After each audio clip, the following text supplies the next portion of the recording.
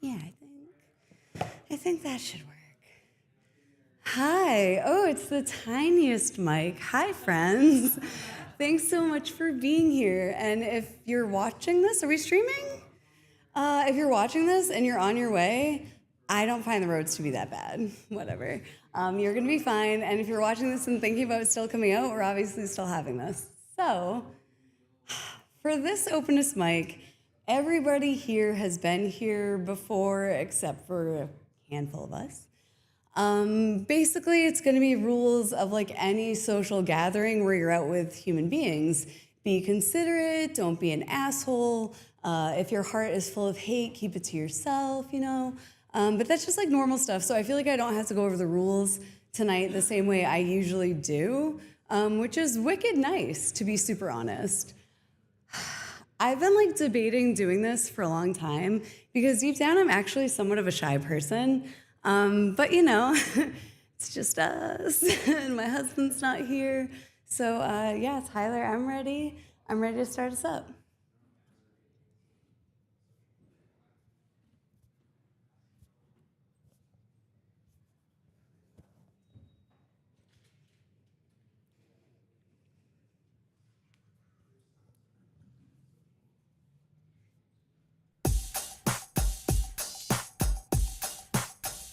Okay, so this is kind of a song about whatever.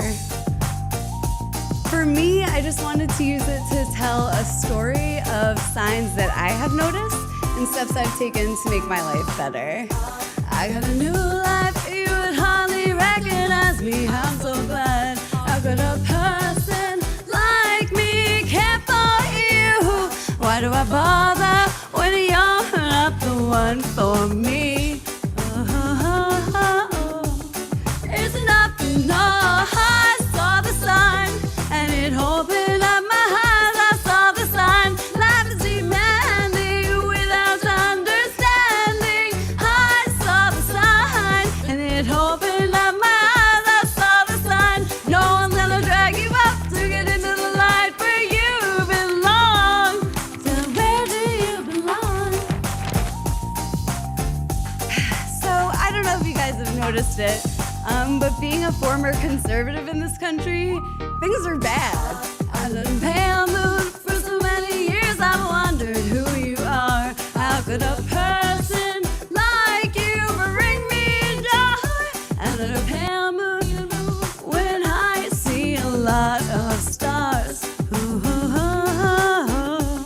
nothing, no. I saw the sign and it opened up my eyes. I saw the sign. Life is demanding without understanding. I saw the sign and it opened up my eyes. I saw the sign.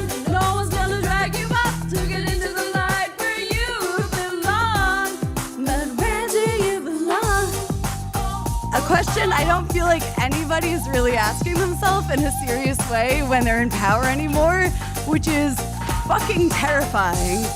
I feel like if people were looking more at what they're seeing on social media as people's actual beliefs and intentions, they would take them seriously. I saw the sign and it opened up my mind, and I am happy now living without you.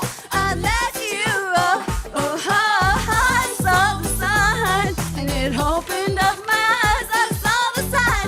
No one's gonna drag you up to get into the light where you belong. I swear to God, I know the song, Ed. So the rampant sexism, control of mass media, we're all watching this happen in real time. We're seeing this happen in front of you. Thanks, guys.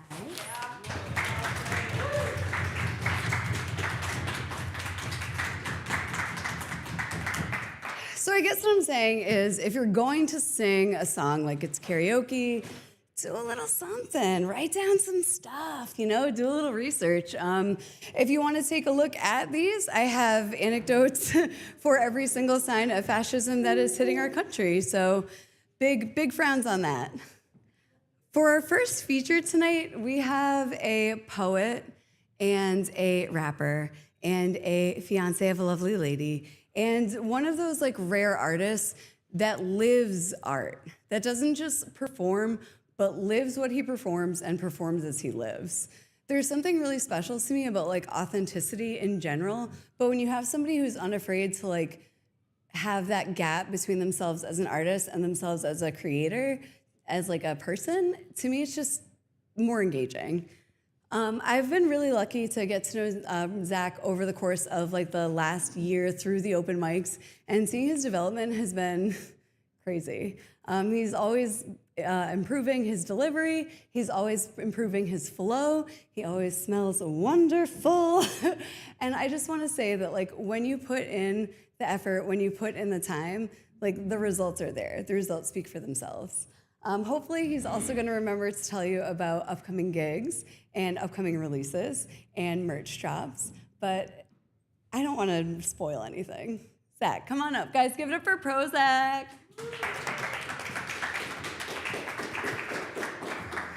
Well, hello. You guys are all very brave and nice and believing in yourselves enough to come through this weather, so that's something. My name is Prozach. I haven't performed since November, but doesn't mean I haven't been working.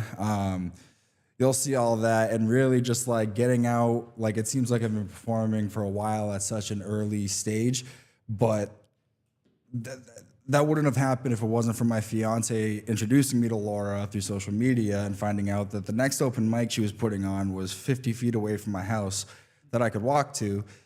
And then she said the rest, you know, you just start progressing, and it's a lot of fun. And I do have some things for you tonight. Like I have some poetry outside of me writing it. I have a couple. So I started recording in 2020, but 2017 is when I found, you know, pen to paper.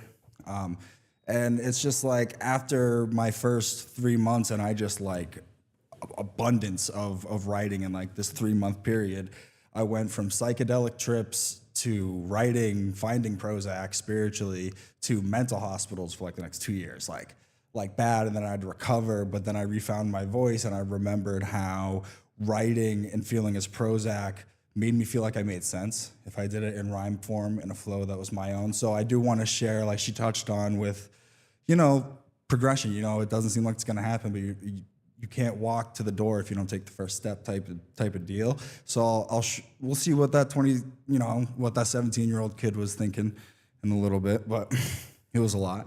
But yeah, I think that's it. I'm just I've done 2 solo projects that are out there now for you to find. Prozac on Spotify and Apple Music, and I'm writing an album that I don't care when I finish it at all. So it's just whatever. I'm just trying to have fun. That's it this year. So we'll get it started.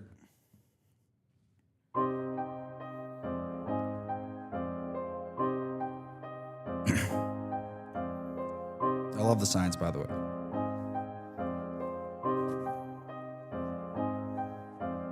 Step 1, you gotta be born a G. If not, get the hell from me. Step 2, do what you do. It may be dumb to me. At least I'll know you got a real theme. Step 3, be sure to be top tier with reefer. Baby, the sky, you better reach for. Fire up the bud and the vibes ooze out your speaker. We hear this I'm with. Where's my fucking paper? Pros like a true rhyme sayer, created in his layer. Don't try, no one can stop it, bruh.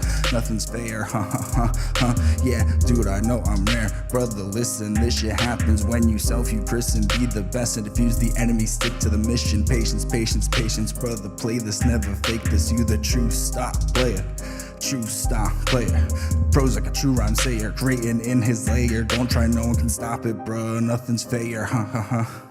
Yeah, dude, I know I'm rare. Brother, listen, love my indigo fragrance. This Prozac on a mission. Iron lungs black like obsidian. Circular breathing, I'm circling around you till you ain't breathing. Fear the coiling snake, but you survive if you get the message. Come on, man, we naturals to the stage. Timeless in our age. Look at us, we fucking outstanding. Time to rave. Indigo adults and indigo children, we erase all these heathens on the throne. We are here to erase.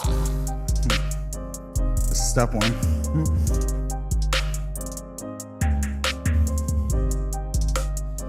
Do you mind? Can I get water? Is there water? I just got dry mouth.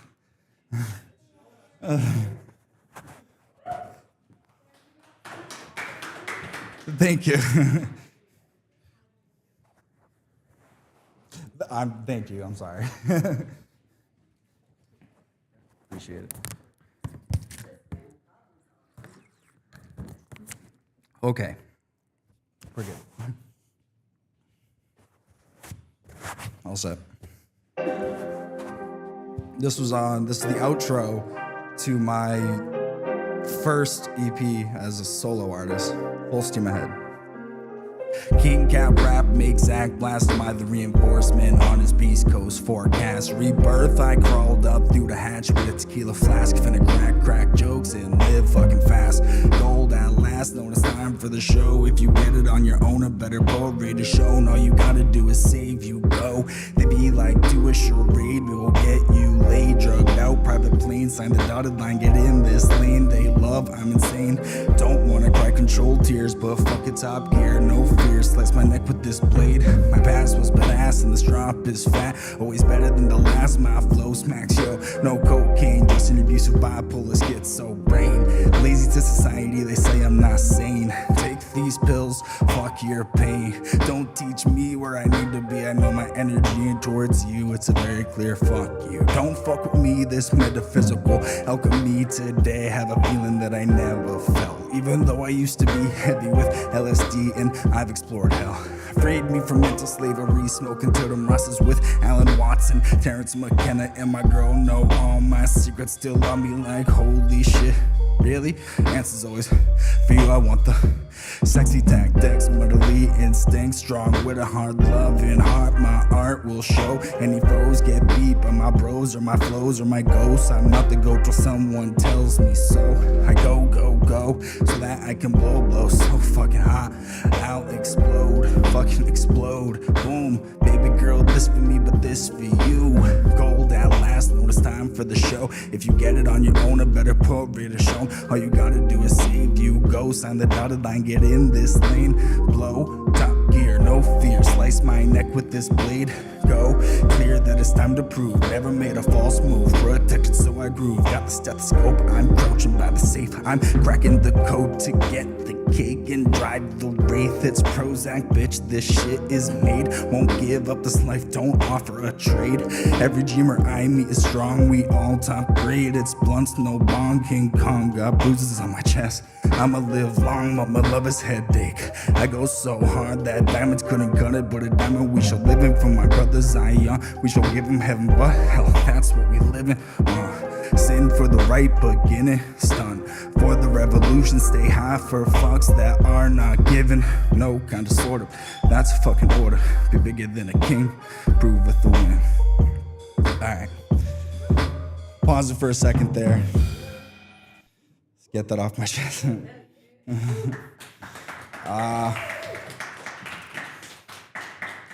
So when I was 17, October 2017, this is what came to my mind. The first line I will say, like the first part, is like, it's a little corny, sad, but I'm really just trying to be like, I was sad, this is what pulled me out of it. So, why I feel so hopelessly pathetic when I just try to stay not over dramatic.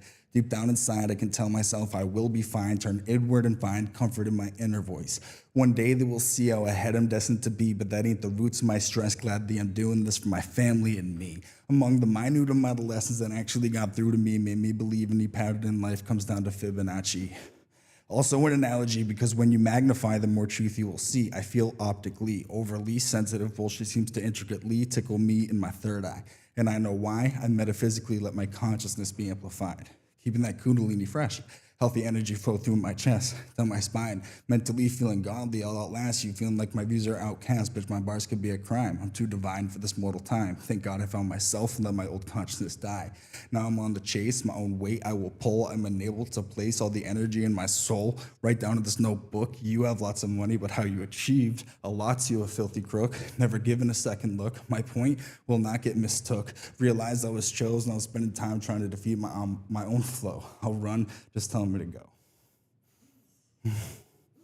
So, I had a lot to say, and how, adult that sounds or whatever for a 17-year-old was not how I portrayed. I mean, I was young, I was way too hyper, people thought I was crazy, But that's my point of like, I wasn't this rapper now. I had the mind where I was thinking about stuff, but I didn't really find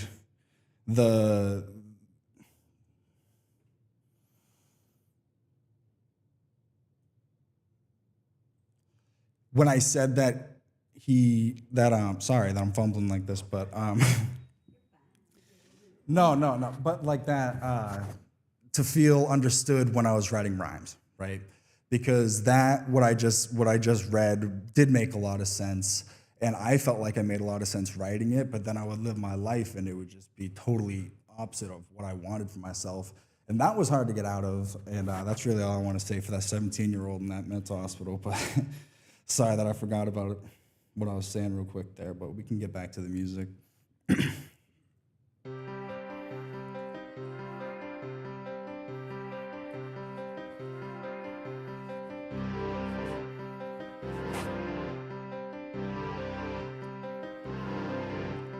Yeah, wizard spray in my mind as I talk to you today. Today I'm feeling inspired and I'm comfortable being high. Bro, my schizo is a church choir that teaches Prozach to inquire the darkness, cause we focus, we acquire the best all around us, princess, your realness. Back to that dank fucking wizard spray. The smell alone makes me forget yesterday. She was my conscious soul, much farther, nothing to penetrate my armor.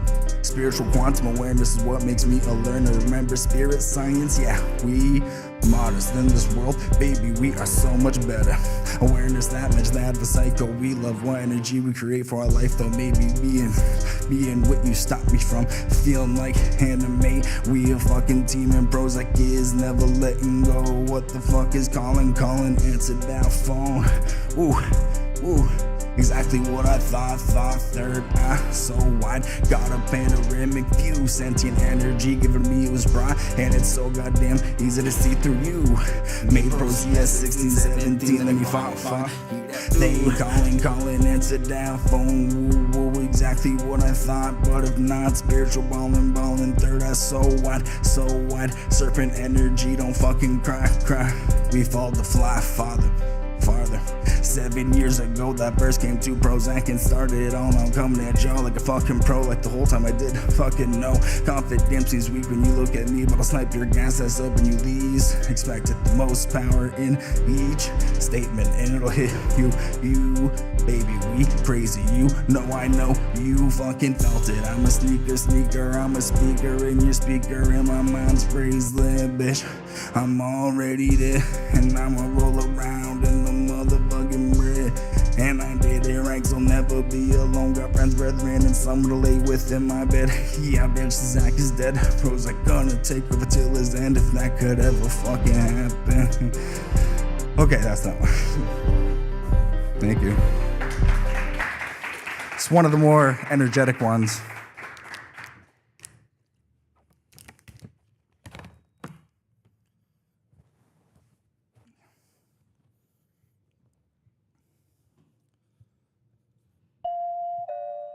Is there one that says Prozach?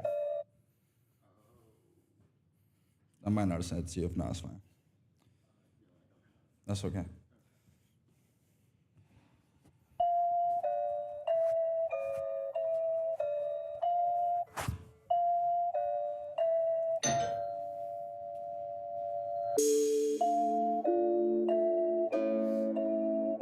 This one I have not even recorded yet.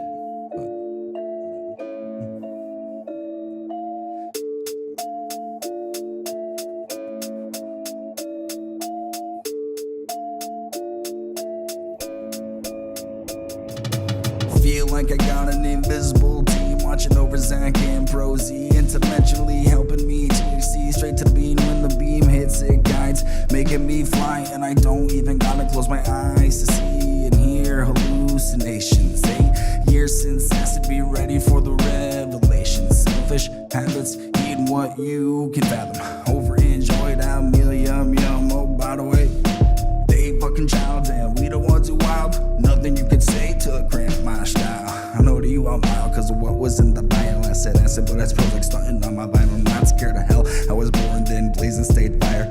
Secrets on you like I'm wearing a wire. I don't plan on stopping, I'm my only sire, and I'm receiving blessings often for your farewell offering. I'll hunt you past the coffin. So proud, god damn. Wow, man, wow, this Prozach's motherfucking style. Wild pile, green on prosy, weed money.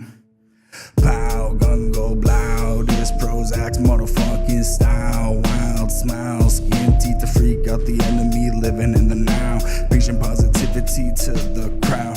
Prozach the indigo child loud, hear me in the crowd. Prozach on a cloud, clear to see you're a liar copping out. I'll see your prophet self, I'm still inhaling, exhaling, and spitting that loud. It blasts me out the past, no doubt, no doubt. Profound growth in this realm, there's no ground, float away from this hell. It's all love, with the gov, stay tough, protect what you can and love, learn to stand in the rough, protect and know it's all above. Even if it's in cuffs, something will stop us. We too strong, this shit fun, this shit drops longs and loads your bong, this shit dry. And it goes, live long. Society sick, torches piglets, regulations and taxes on their splits. Rip, no forgiveness, but my light is bright and will guide whatever believes in it. I'll say this and say this, down to the ground. Wow, man, wow. Alright, that's that one. So let's see what else I got here.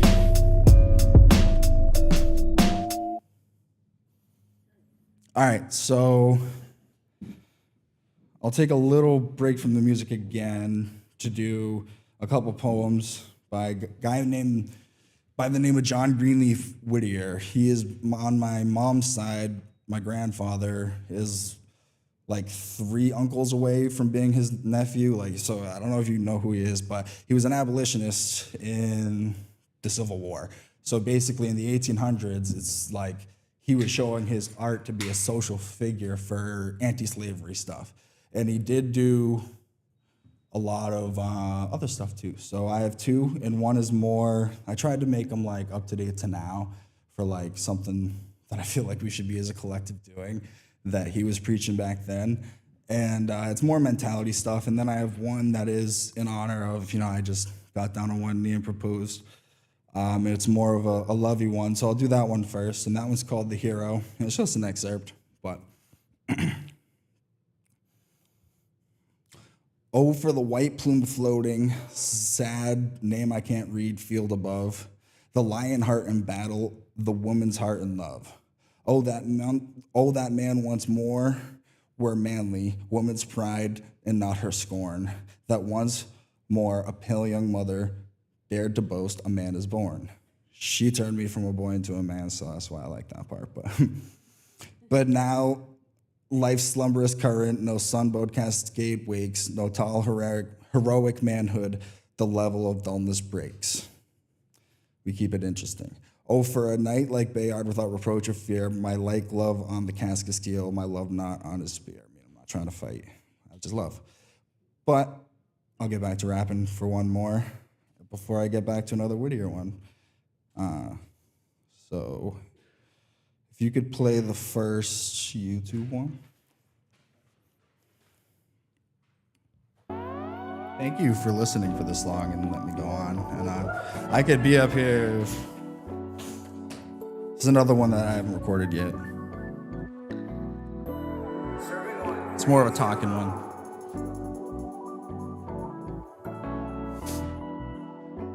It's called Support That Gave Me Strength. Accepting imperfections cause it's worth it. Tell yourself and only yourself what is perfect. Just let go of the stress. You are beautiful, you better know it. Got through with my intellect, I'm a poet. I orchestrate my own dialect to deter any disrespect. Support that gave me strength. Moms, who's to thank? Dad, look at my rank. Up there to the top I aimed. Showed me to be a professional. Now I'm a pro as I sing hip-hop. I'm never letting go. The family we got, this prophet strong like a tank. We all fuck up, people think this nonsense. Turn the fucking page. Love yourself and I'll do the rest to give you the best way to appreciate the most. Bless you, see you for who is all of you. Support that gave me strength, biggest supporters to thank. You will quit me for this journey in my lane, with no flowers, with no sugar on the pain that rains down from this reality. You should use the bane to self-gain. Positivity is our destiny. We facilitate change, mother nurture the spark into the exploding flame. With love, truth, and motivation to regain and use it like you bitch ass. What's your fucking name? Prozach. He's to blame, ghost made Prozy, living her dead shit. Who knew he could be misunderstood but supported? Yeah, Loti always knew. Prozach always flew. Dusty B low-key knew the whole scheme behind the planet exploding. Bubs was there for a little bit. He was the one to show me how to hit a bubble. Allergic thumb off the rush hole, inhale the weed, bro. My brother Chris, he's the best father that there is. I'm not your friend, buddy. I'm not your buddy guy, man. Get it started, we will go all night. We all have the vision to stay top living while seeing through the vision. This is my mission. Love, respect, and appreciation. Rinse, watch, repeat, and watch them listen. Support that gave me strength. I keep forgetting about that damn feedback. It's about baby girl, you my fucking world. Luckily, that was the last line of the song, so I actually didn't mess up, so it's okay. Nice. Thank you.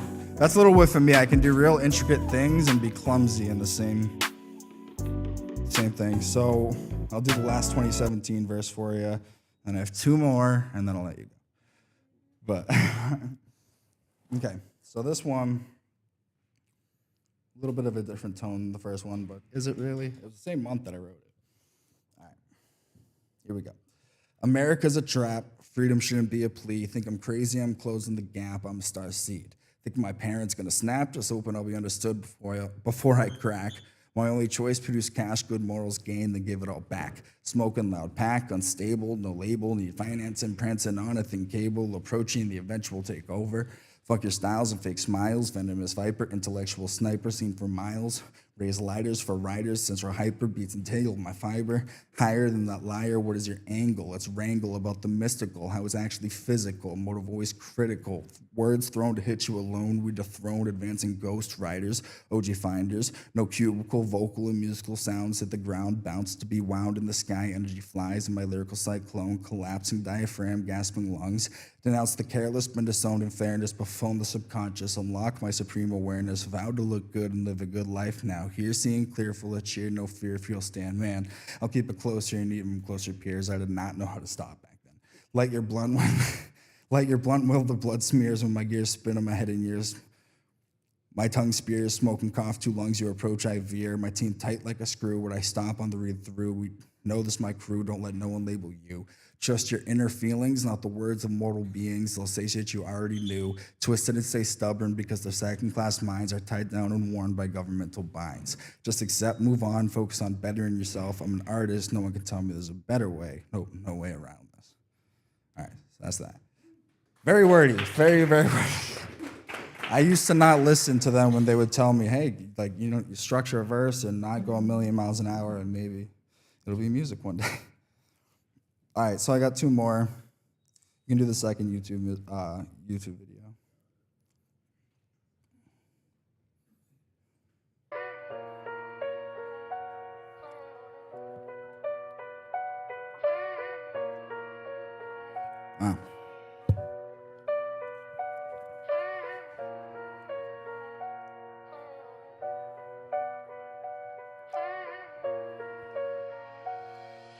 I watch from my throne, wild shit I be fucking seeing, enjoying, reaping what I've sown. Yeah, bitch, it's real and I'm living it, call me one of your own. Got the potent banker, it's in the split, pass it to you, take a hit. Call me crazy, call me lazy, call me phony, then apologize after hitting my blunt. No math equation to leave me stumped. I'm ready, coming in heavy, nothing can stop me. Giving it a dick, keeping it fuck, everything is perfect. Who shoots me like a gun, barely vision is worth up.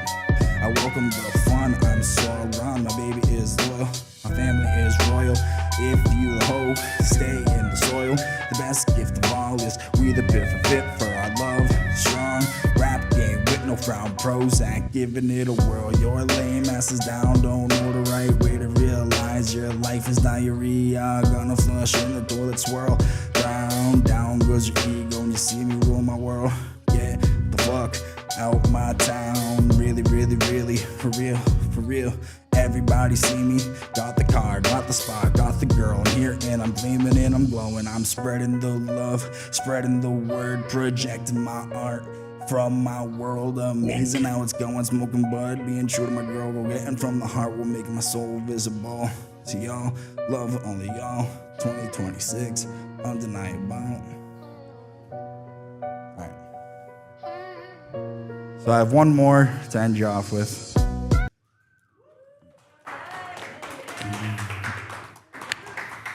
I appreciate all of you coming out for poetry and rhyming in this weather. It was a rough ride in for all of us, Mosher. So again, thank you. Yeah, last song.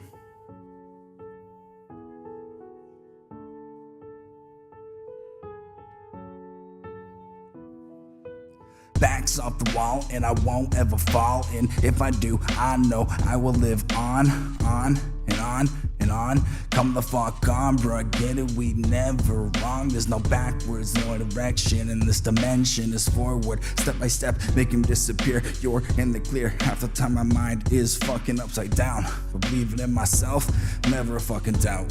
What to do when you're on your 8th year, spitting hard to barely have a crowd. But I know I made myself. I only need my love and my fam to be proud. I'm living in the moment to explain it broad. My happiness ain't in clothes or fame or some fake god. Give me time, this shit is a lot. Not trying to see you and be the same. I got a badass babe, the hottest on the line. Escape, escape, escape are the orders appearing in my brain, my brain, my brain. Want a turtle in a shell, at least then I'm at peace. Don't feel the pain at all. Enough peace to accept even hell. Bitch, my bars can help, and that's more important than how they sell. I'm reaching low point, no choice, I fucking yell. My back's off the wall and I won't ever fall. Indigos live long. Back's off the wall and I won't ever fall. And if I do, I know I will live on and on and on. Come the fuck on, bruh, get it, we never wrong. There's no backwards, no direction, and this dimension is forward. Step by step, we can disappear. Can I, hold on, I'm sorry. I'm not gonna lie, I did the second verse first. So I'll do the first verse and then we'll end it on that. I just need to find it, I'm so sorry.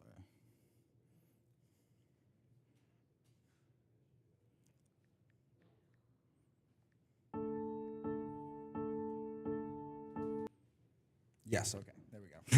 We're good.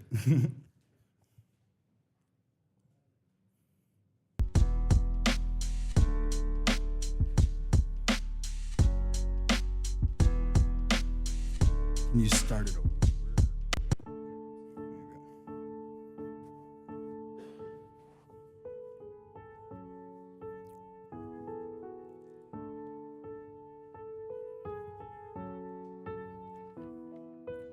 Back's off the wall and I won't ever fall. And if I do, I know I will live on and on and on. Come the fuck on, bruh, get it, we never wrong. There's no backwards, no direction, and this dimension is forward. Step by step, make them disappear. You're in the clear.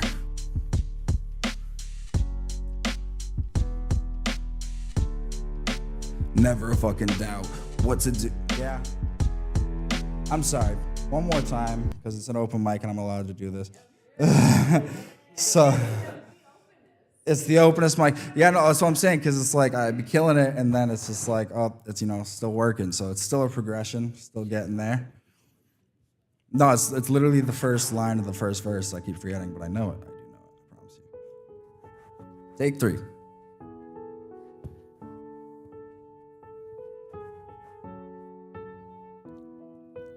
Back's off the wall and I won't ever fall. And if I do, I know I will live on and on and on. Come the fuck on, bruh, get it, we never wrong. There's no backwards. Make him disappear like they clap down, don't live in fear. you're in the clear. I don't frown inside my sound. I feel like you'd have a story this profound. Everything fits cause I've trained, right chain, right for fame. Alone in my lane, been away from you like Fibonacci. Don't fuck with my posse. I know technically I'm insane, but while I thought that, all I did was silently gain. My dreams I got lost, but the craze I praise. Raise up a spliff and blaze. Smoke to the sky, feel the message. We got you, Zach. We got your back. Go be Prozach. Not allowed to relax, but the trade-off is I blast. In the past, I've mostly just laughed. Now my foot's slamming on the gas so fast internally. How it's changing, but the shit took 8 years. Man, I'm going fucking crazy. No, lazy. No, lazy. Just execution, and I'm doing it, baby. Doing it, baby. That was basically the first verse. So sorry for all the fumbles, but I still had a lot of fun. And, you know, it'll get better. Keeping it going. So just look out for the name Prozach, and that'll be that. Thank you very much for having me.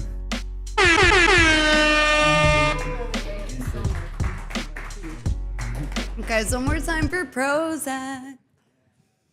Oh my God. Oh, that was so nice. Sometimes I forget that I'm like at an event that I put together, and I'm like, wow, this is so sick. Like, I love Prozach. And I'm like, of course, like that's why you gave him a longer set. Like, anyway. So we do actually have people signed up on the mic. This is astounding to me. I can't stress enough how much I'm not doing this in a room by myself. And that's nuts. I'm so psyched that there are people here, and I can't stress enough, like, thank you so much. I know it was such a pain in the ass. It was for me as well. I have a new Subaru. It's been like really dangerous for my self-esteem in terms of doing things in the snow, and I'm sorry I made that everybody here's problem, but anyway, that being said, next up on the Openest Mic, open mic list, Thomas Mosher. Do we have a Thomas Mosher in the house? Guys, give it up for Thomas Mosher. You may know him from such open mics as other ones and such cultural councils as Fitchburg's and such. I'm not sure. Again, I'm so bad at doing the whole, you know, people's what they do. Anyway, Thomas Mosher.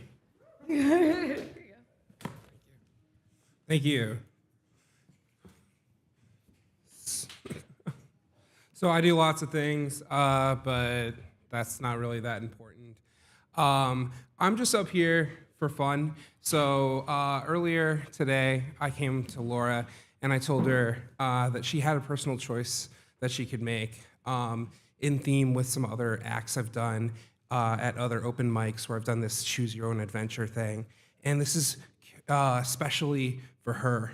I asked her, do you want me to show you something now, which was before the show, or I'll make a set of it, or I'll do it after the show. And we're like, wow, let's be weird. I'm gonna do it during the show. So I've got here a box, you know, an Amazon box, and guess what? There's something inside the box. I'm not just gonna give you a box, but if you want, you could have the box and play with it, you know, like a little kid or a cat or something, and enjoy it, you know, maybe even more than what's inside the box. You know, but, okay. So here we go. I'm gonna give you what's inside the box. And so at first you might be like, wow, this is a really cool thing. Like, I just love having it just in general, you know, but there's a theme to it, okay? And maybe you're gonna get it right away, or maybe I'll have to like explain it or whatever, you know? Okay, so. I just want to say for the record, if you come to me before the show and you say, hey, do you want to do something with me? I always say yes. And then you say, hey, do you want to talk about it? I always say no. Putting my hand into a mystery box. Okay, so here. Okay. Can I look? Yeah, you can look at it, yeah. Take a look.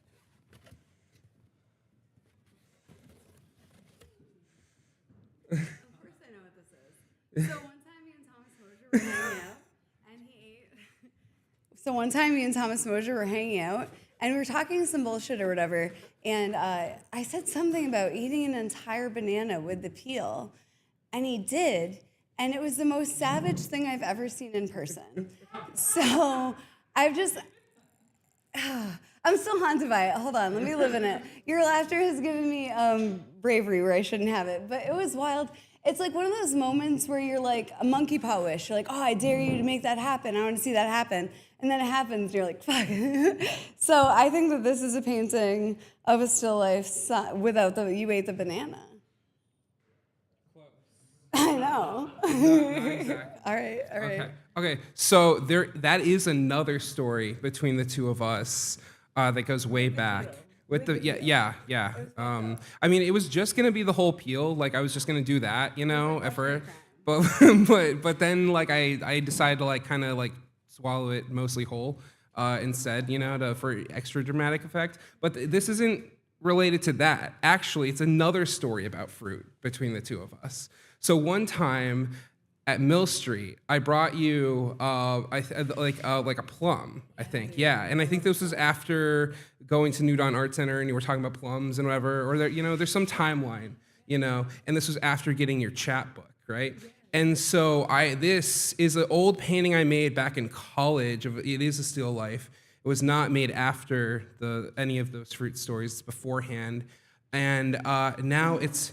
You gifted me with your words, and I'm gifting you with one of my visual art pieces, and there's a plum in there. And that's why I want, it's really the plum joke continued, but thank you for also making this transcendent. Now it's an open mic, and we've talked about both fruit stories. And yeah, and that's really it. Actually, you gave me two perfect plugs. New Dawn, we had been talking at New Dawn, that place where we're having our next Openest Mic on March 20th. Yeah, sick. We just announced it today, 6 to 9. Please show up. It's going to be fun. Hopefully the weather is less treacherous. We'll see. John Gerhard. Anyway. And also when you were like, oh, your chapbook. Yeah, I have a chapbook. It's on Amazon. You guys know my name. Thanks. Oh my God. You can put your chapbook in this Amazon box, after you get it from Amazon. I don't know. Yeah, so really that's it.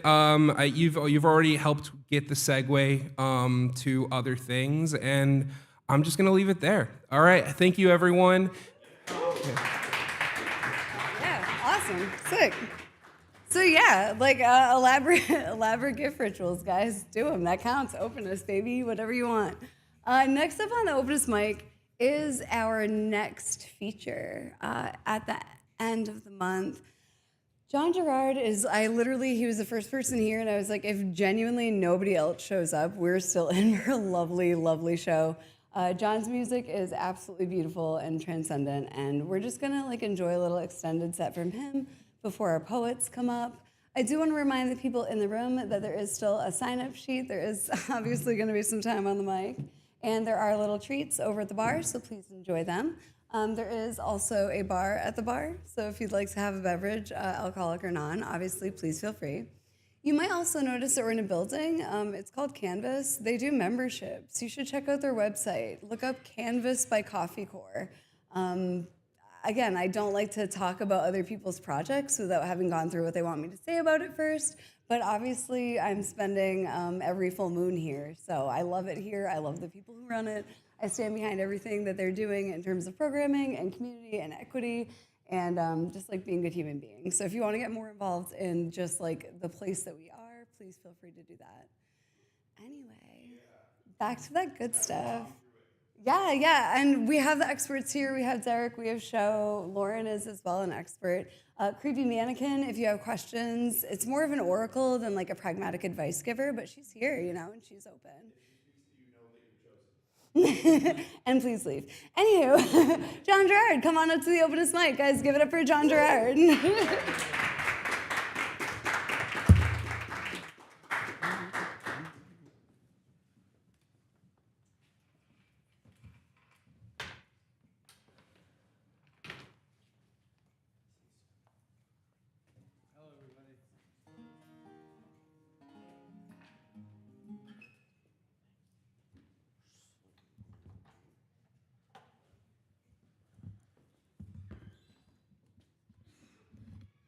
Perfect.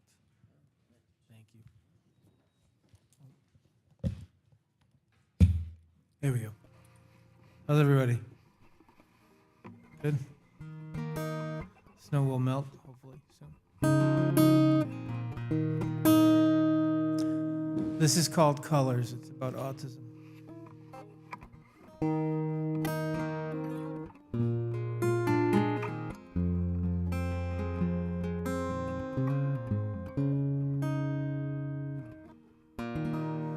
I cannot read a room like you do, but I can answer questions you would never think to.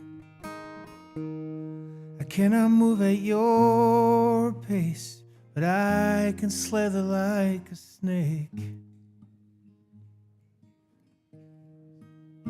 I am a square peg in a round hole.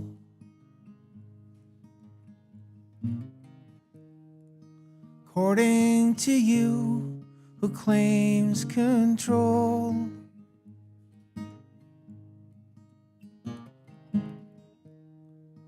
You cannot see I'm fearless and bold, and that's a freedom you'll never know.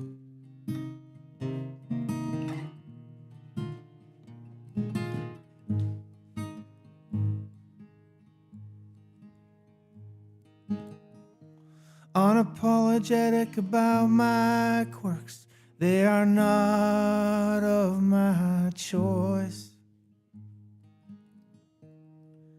I only want to be heard, and you don't care who you hurt.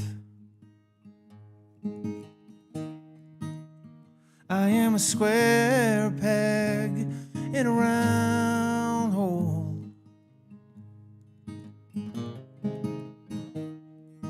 According to you, who claims control.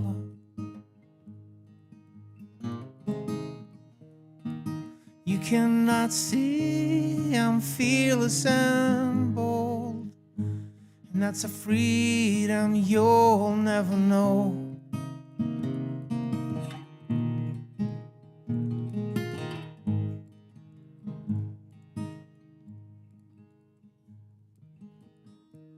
You can kick me and push me down, but my bruises will heal. I'm okay with who I am. I'll never know the hatred you feel.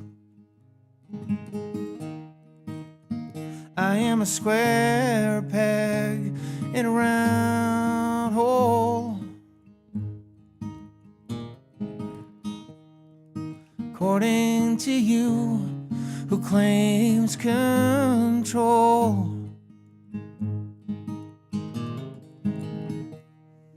You cannot see I'm fearless and bold, and that's a freedom you'll never know.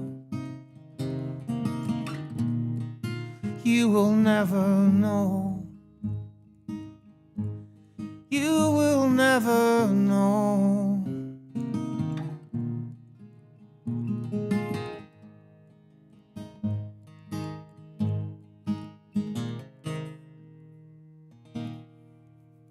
Thank you.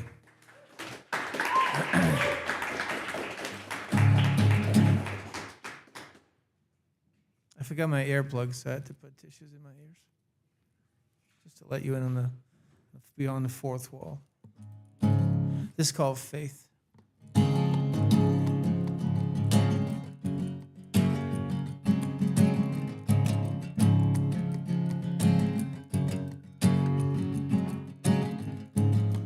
Out on the sea, I see the crashing waves in swirls of discolored blue. Flustered winds fill my cell, pushing me to believe hell, and I just might make it home soon. Well, it's hard to have faith in the darkness that drowns the moon. Well, it's hard to have faith past the distance of the gloom. And I know there's a sun coming through.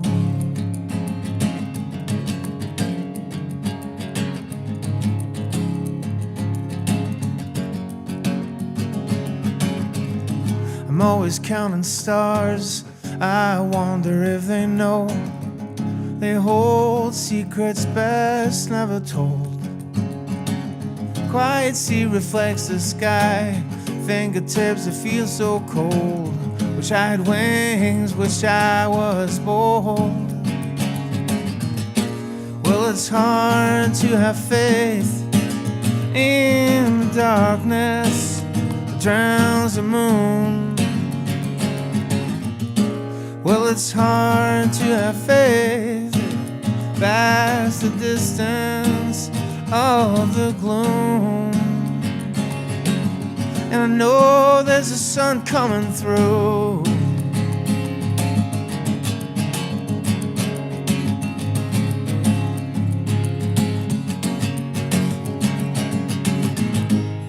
In the middle of the storm,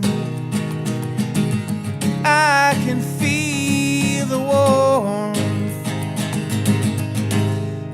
Oh, that nothing moment that keeps me calm. It keeps me calm. Oh, it keeps me calm. Well, it's hard to have faith in the darkness that drowns the moon. Well, it's hard to have faith past the distance of the gloom. And I know there's a sun coming through. Bum, bum, bum, coming through.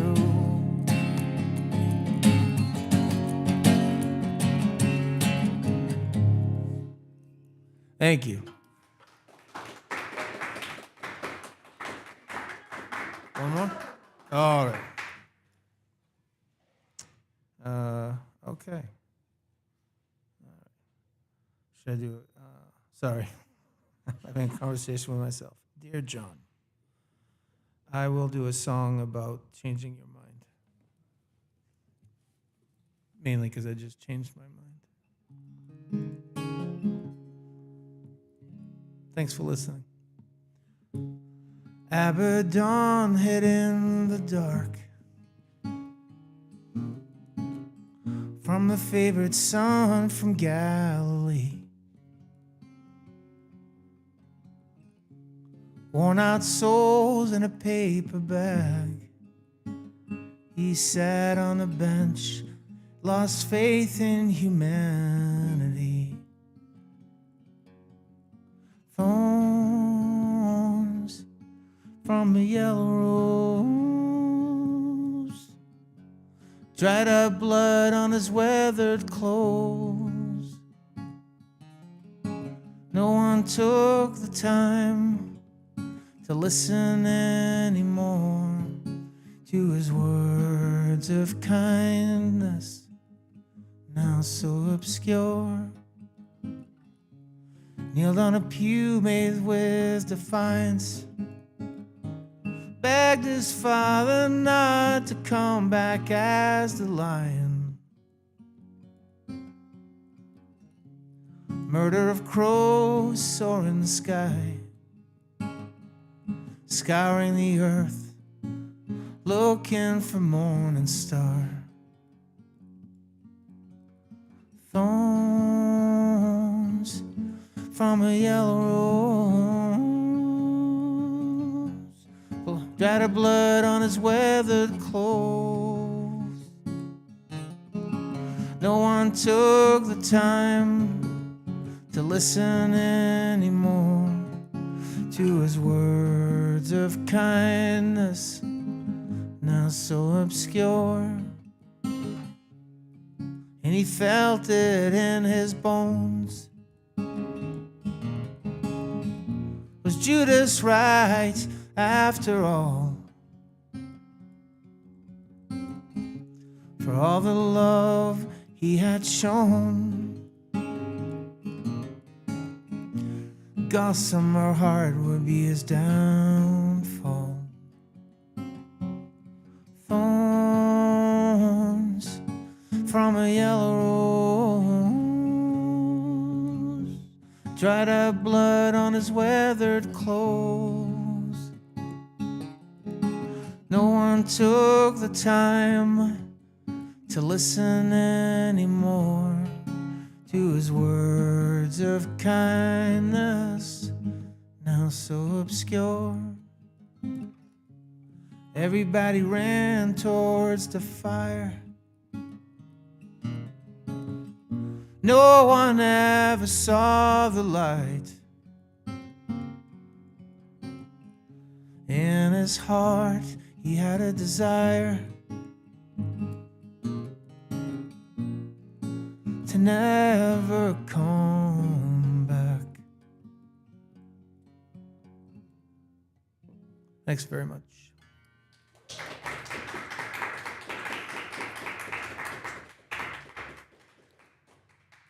Good.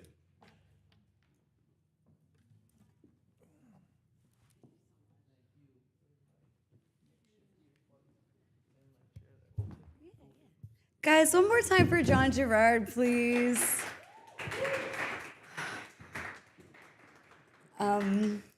Our lovely vendor, Michelle, who, by the way, has little pouches, little purses, little cute things for sale in the corner. I think that she put it best when she was like, goosebumps. Like, oh, I know. If this is your first time hearing John Gerhard, welcome to the fan club. And if this isn't, like, welcome back, right? It's so good to hear him again. And he's going to be our feature on the 20th at New Dawn, and I'm really psyched for that. Next up, we're going to have one of our features. Brian Mosher and I are press buddies, right? We're siblings in metaphysical press. And I'll be real. So, right, I was like to my friend Rob, like he was talking about having a press, and I was like, cool, like I'm interested in getting involved. And then I like crept on who he had already been working with and people he had already been talking with and other poets that he knew in the scene. Because I was like, well, you know, I want to make sure that I'm in good company and no like jerks or assholes. And Brian was everywhere when I started looking on social media because he's one of these poets. Like he's out at readings, like he's out supporting other poets. So it was really easy to like find his work, and it was really easy to like kind of fall in love with it. So I wanted you guys again to just find another poet that maybe you haven't heard yet, a little something, little treat maybe. And again, Brian, I'm gonna let you give your own CV and give your own info as to how to see you and how to get more of your poetry. But please come on up, guys. Give it up for Brian Mosher. Thank you. Hi, everybody. This is quite a microphone. Not only is this place the openest mic, this might be the coolest microphone I've ever. And I just met maybe a cousin, Thomas Mosher. Did he leave? There he is in the back. We have the same last name. We must be related, right? It's almost inevitable. So Laura mentioned, she and I both have books published by Robert Eugene Perry. A lot of you probably know him. He's in the Worcester area. He's very active, especially south of Worcester. And it happens that today is the birthday, the first anniversary of this book, which is called A Muster of Melodious Musings, because I really like alliteration. And it just was a jumble. It's just a bunch of poems that I had laying around. And like Laura said, Bob said he was putting a press together. And I said, he's the man for me. He's just a great person, Fred knows. So I'm going to read two from this book. This first one, I don't know if anybody's ever heard of Raymond Carver. If you like to read either poetry or short stories, do yourself a favor. This guy was amazing. Really popular in the 50s and 60s. Sadly drank himself to death, but that happens, right? Anyway, so this poem is called Raymond Carver's Toaster, because I just wanted to be able to write like Raymond Carver. So this is called Raymond Carver's Toaster. I wish I could write a poem about a toaster like Ray Carver would. A toaster sitting idle on the kitchen counter full of crumbs from old pieces of toast. On the same counter, a note, "Goodbye, darling," in that handwriting that he couldn't help but recognize. And next to the note, a wine glass, lipstick stain at the rim, a quarter-sized circle of wine still sitting in the bottom, and next to the wine glass, her key to the apartment. She wouldn't be using that anymore. She wouldn't be opening that door again. wouldn't be wrinkling his sheets again or smoking his cigarettes. She'd have to buy her own from now on. I wish I could write a poem like that. My favorite thing about this poem now is, even after it was in this book, I saw an art gallery in Middleborough. Anybody here ever heard of Middleborough? It's far away from here. They were doing an event, an interaction between artists and poets. I've done a bunch where it's poets reacting to art, right? This was the opposite. They wanted some poetry. They chose 10 poems, I think about 10, and they assigned each one to 10 different artists to create art in response to. And the 10 artists that responded to this like really simple little poem were so completely different. One of the coolest ones was from the line at the end, she'd have to buy her own from now on. This guy did a pastel drawing of a woman in like 1950s dress, like she was in Mad Men, if anybody ever saw Mad Men. She looked like that, right? Buying cigarettes from a machine. You used to be able to just buy cigarettes from machines on the street. Again, no one's here old enough to remember that besides me and maybe Fred. Anyway, I'll do one more from this book. This is called Beans with Her Fingers. She eats baked beans with her fingers if she's hungry enough. She takes care of herself. She doesn't need a hero to save her. If she wants some help, she can warm her rosary beads in the microwave. They work better when they are warm, her priest said long ago, when she was a child with trust in her eyes and crazy hair. She still has the crazy hair.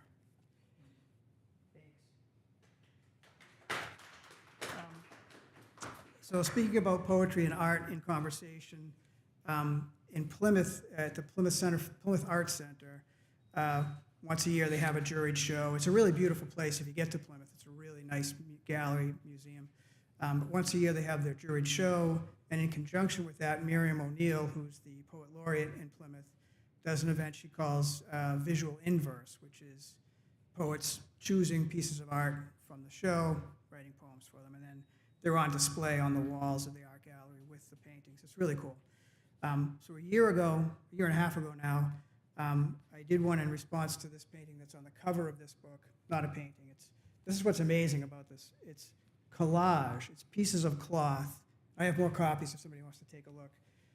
Pieces of cloth and wood and cardboard, and she cuts them all to shape and makes these really realistic-looking pictures of diners and other roadside attractions, you'd say. But what attracted me especially to this one is the 12-year-old boy inside of me. When I read, I don't know if you can tell, but it's a diner and there's 2 gas pumps here, right? And there's a sign over it it's like an arrow, and at the top half of the arrow it says, "Eat here," and then at the bottom half it says, "Get gas." And so, eat here, get gas. How could I not want to write a poem for that? So this is that poem, Eat Here, Get Gas. Crushed stone crunches under rubber tires. Signal bell rings once, then again, as a pair of overalls, Billy, stitched on the chest patch, asks, "Fill it? Check the oil? How's the coffee?" I nod toward the door. Strong enough to defend itself, grin drier than gravel. Inside, air thick with sweet maple syrup, sizzling pork fat and coffee, nutty and bitter and welcoming coffee. Already filling a mug for me before the door is closed behind me, hair the color and shape of an Egyptian pyramid balanced precariously. She's shouting into the kitchen, "Crack a pear, keep 'em sunny, ash and toast, don't burn it." Her voice holds everything that's ever been worthwhile, the inside of the world in her eyes. Her patch to match Billy's, grace, fits her as well as her dress once did, before life filled her and damn near killed her as it does. I settle on a stool, cracked plastic over too thin cushion. "Let me have some pancakes and bacon." Grace hollers to the chef, "I need a stack, 3 strips on the side, and tell Horace that Ford needs an oil change when he finishes washing those dishes."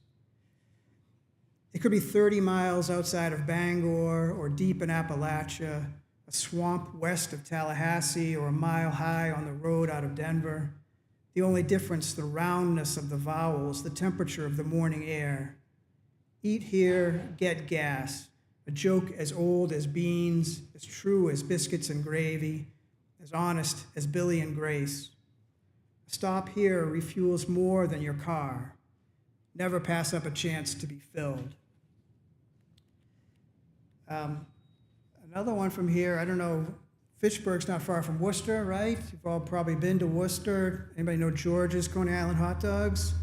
She did this fantastic picture of George's Coney Island hot dogs. And so I wrote this poem called Coney Island Stylin'. Consider the hot dog, disrespected but secretly or not universally loved. My grandfather, the meat cutter, said, "You don't want to see how they're made." May be true, but oh, how they taste. I mean, you could get a burger, but burgers are everywhere. Get the dog.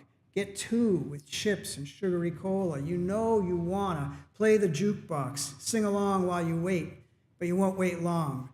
It's not fast food, but the food's ready fast, and it's not New York, but the dogs don't know. They're Coney Island styling, baby, with onions and chili and cheese. So please, forget how they're made. Savor the sodium, celebrate the grease, top them in whatever way brings you joy. Tomorrow you can have a salad. Today is made for hot dogs. I want to do one more from here. I wasn't going to do this one, but then we have these reasons to be angry and scared and upset with the world, and particularly with our own government at the moment, right, and America. So Becky made this collage that's all pieces of old photographs and whatnot from like the 19th century and early 20th century, and she called it Americana. And while I am all those things, I'm angry and afraid and sad, as a father, I have to try to think that there's some reasons for hope still, right? So that's where I try to go with this one. It's called Americana. Stephen Foster and Uncle Sam sing of doughboys and old glory, but it's difficult to be nostalgic for what seems an imagined past, an illusory innocence we know isn't real, a ragtime march or a flapper's dance, a blues man's howl or rifle blast. And now, as the red, white, and blue fade to sepia, is there no reason left to believe in the American dream? No hope to be had? No songs still to be sung? It was a great experiment, this grand nation now rotting from the inside out, devoured by hypocrisy and delusion, divisions and hatred, the place Whitman, our first virtuoso, heard sing, and with which he sang along. But no one sings this land today, no Emerson or Thoreau, no Woolf or Kerouac. This place Paul Simon said we had all come to look for, and which we now leave to our children, is a place I do not recognize. But perhaps that is the hope, the reason, for always there is a new generation, always there is a new song, not in dreams of the past, but in visions of a brighter future. This surely we can give, if nothing else. Thank you. So, like I said, I have copies of all these books with me if anybody's interested, just to take a look. This one's called Double Vision, and I'm really proud of how it came out. I was going to have Bob do this one too, but he was too busy, so I just went ahead and did it myself. But it's on Amazon or in the box I brought with me. I've had this really incredibly good fortune. You know, I've been writing my whole life. I'm 63 years old, and I've been writing at least since I was 10 or 12. And I don't do anything with it, right? It's in notebooks. It's tucked under the bed, or they're lost, or whatever. But just in the last 3 or 4 years, I've begun sharing, coming to open mics, getting some things published. And then all of a sudden, within a year, I have these 3 books that have all, happened, in less than a year from each other.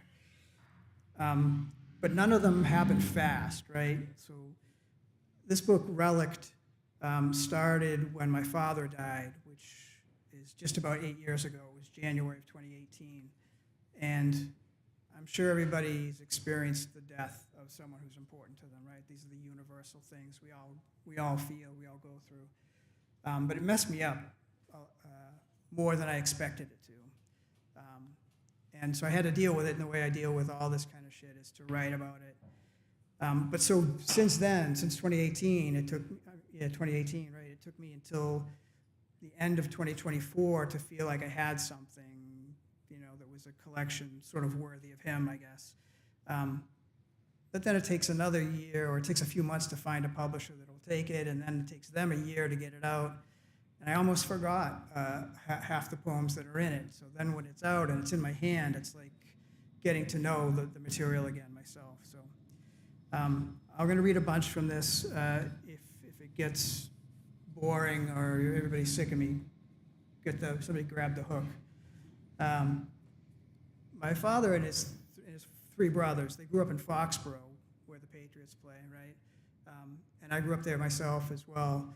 But the 4 of them, one of them moved 2 towns over, but the other 3 never were more than 2 miles from the house they were born in. And the 4 of them were the best of friends. It's the craziest thing. And once they were all retired, so in their 70s and whatnot, they got together every Thursday afternoon and just sat either in the living room or out in somebody's backyard or whatever and just talked about grandchildren or politics or the old days or whatever. I had the opportunity one time to sit with them in the backyard of this house that they all grew up in, that's still in the family, which is kind of another amazing thing. But anyway, that's what this poem is about, and it's called My Uncles, My Father, and Me. This was right after my divorce. We sit in a circle of green plastic lawn chairs in what Don, my youngest uncle, calls the meeting that never ends. Red-faced with the humiliation of divorce, I feel a child among these men for whom vows are always kept and bear witness to their quiet ritual beneath an ancient maple. They recall long since chopped down apple trees, a hammock hung between, berries which grew wild here in what Ray, my father, calls the war years, as if there ever were a year without a war. He reminds me this was the big war. Everything was different. Ford even stopped making cars. And the house, this house of their lives, built by hand, the foundation hole dug with a horse and a wooden scoop, blood and sweat in every board and nail. I feel connected to them, through them. It is a slender thread. As they each leave this life, the thread grows thinner. I recall all this years later, now the family's oldest living man, a lesser man among the ghosts of greater. One of the stories that one of them told that day was a story that they remembered their father telling them about his father, their grandfather, so my great-grandfather. And so it's called My Great-Grandfather's Horse. He was working over in Mansfield, and his wife was home alone when one of the cows got sick or choked on an apple or something. She hitched the old horse to the wagon, drove over to where her husband was full speed. By the time she arrived, the poor horse was sweaty and breathless. She told him, "The cow is in trouble." And he said, "Well, that's no reason to kill the horse." I need the little guy with the drum. All right, no reason to kill the horse. So it's mostly a sad book, right? A lot of sad stuff, but I try to throw some humor in there too. This one is called The Final Decision. His doctor's call raised us from not quite sleep. Come now if you want to say goodbye.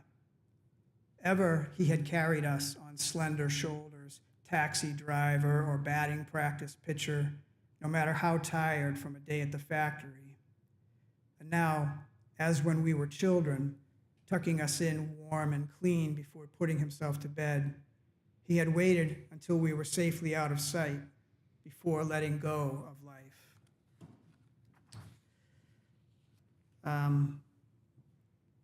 So he fell. I happened to be living with him at the time, again after my divorce, and I heard him fall in the middle of the night. He got up to use the bathroom, and I heard the thud, and found him on the floor like this. And within 2 weeks, he had died. And so this one's about the wake and the funeral. It's called A Heat Less Durable. The request surprises me. Would you help us close the casket? I imagine he means we'll lower the lid by hand as a suitcase or a hope chest. Attaching a small crank to the exterior below the hinge, inches from my father's waxy corpse, he explains the procedure. Just turn this clockwise. It seems impossible, this unexpected, undesired task, but the lid does close as I turn the crank, unaware of the still stealthy virus which had invaded during the preceding sleepless days and nights of watching my father die. Next morning, gathered around the freshly opened grave, we mix our mourning with the falling sleet in the ceremonial final moment, as if the slow turning of the crank had not been final enough. Later, surrounded by loved ones for sandwiches and coffee, I feel a heat more immediate than grief. For 3 days, I hide in the dark, sweating and shivering, until the infection wears itself out, leaves me alone with the other invader, whose work is not yet complete.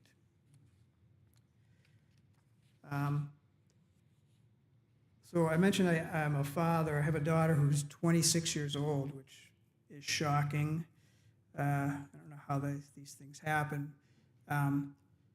She's out in the world. She's a public high school teacher with a master's degree in education. She's married. She and her wife, she called me while I was driving here white-knuckled through this storm. She called me to tell me that she and her wife signed the purchase and sale agreement on their first condo, their first home they're buying together.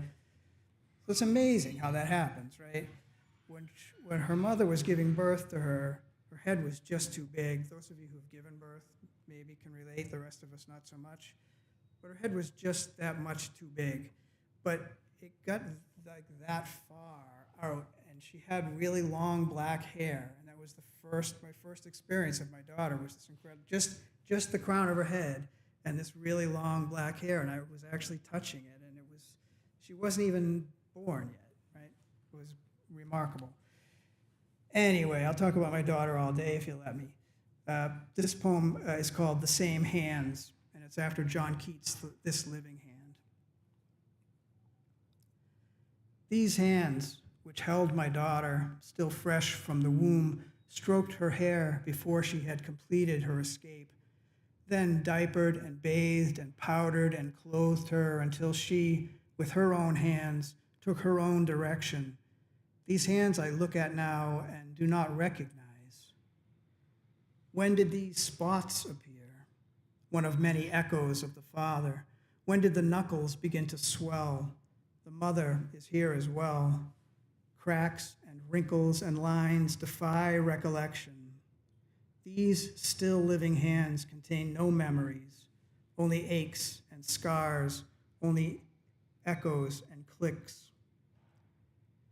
Though they turned the crank to close my father's coffin, sealing his waxy face away from us who still had need of him, the final symbolic end to a life well lived, yet these icy hands have hope to mingle with the scars, to soothe the aches, to warm the joints.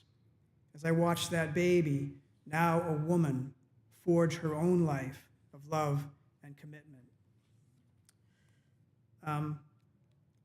So I'm just going to do one more. I know it's the Openest Mic, and Laura is super patient, and I could probably read a few more, but I'm just going to do one more. I do have copies of all of these, even if you just want to look. I also have a handout that has information about how to get to my website, which always has news about where I'm going to be, other places I'm going to be reading. and about my other books as well. But I want to end with this one. Again, the book is really about my father. This is the first poem in the book, but it's really an ending. And it's called Bye for Now. Bye for now, he'd say, on parting, every time. Not the fragmentary bye, nor the too final sounding goodbye. Always bye for now. Thank you very much.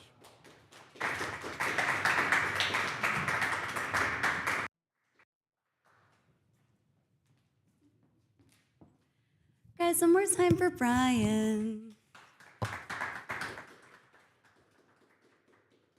It's like what I was saying with like Prozach earlier, and something that I really like value and try to like have our features be are like those multidisciplinary artists, people who like see the world in an artistic way, people who like engage with the world in an artistic way.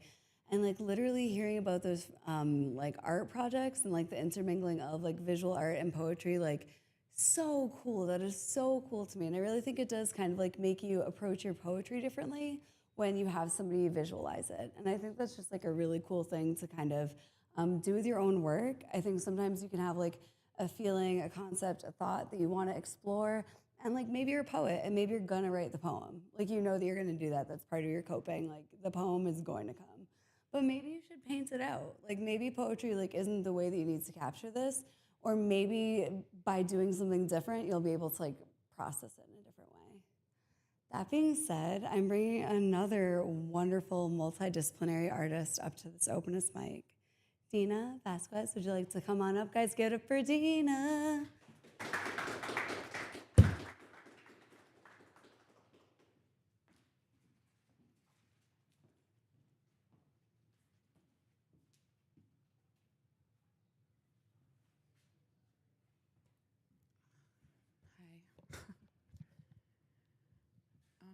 Hi. Can you hear me? Okay. So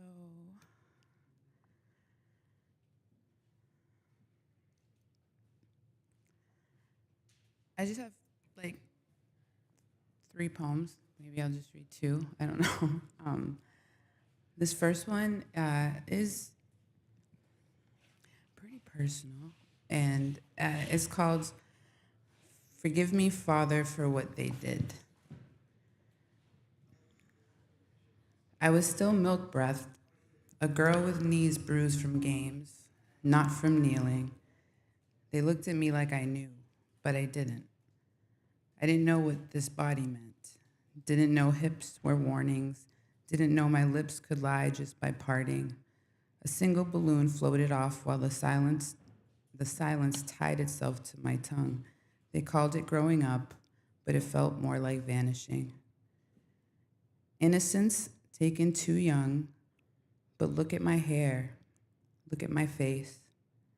I grew into it too soon, too sudden, too ripe. I didn't understand it, didn't see the trap built into the curve of my back. Look at the shape of my body. I didn't notice, but they did. God, they did. My dress stuck to my thighs in the summer, and they stared like I had done it on purpose. I hadn't. I was just warm and soft and small and still. I was the one sent to confession, as if it were my sin, as if silence would save me. Forgive me, Father, for what they did. Not for how I bloomed, not for how they plucked, but for what they did. I kept quiet, I kept still, but I never stopped seeing. And now I paint it. Her, me, the girl in the clouds, the shoe they left behind, the balloon that rose. Now I speak for her, for them, for everyone, every girl who floated off before she had wings.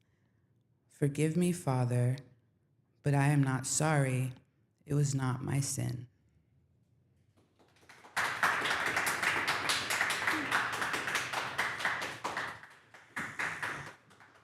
Thanks.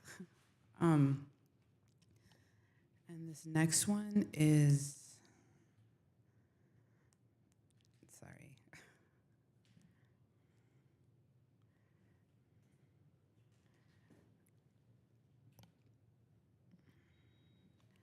Actually, I didn't title this one, so I'm just going to read it. I was radiant. You said the back of my skull fit the cradle of your palm like something crafted for you. Family, best friend, beloved, right until your hunger woke with teeth. My body became a signal tower, broadcasting warmth in slow celestial frequencies, but you only turned to the wavelength of possession.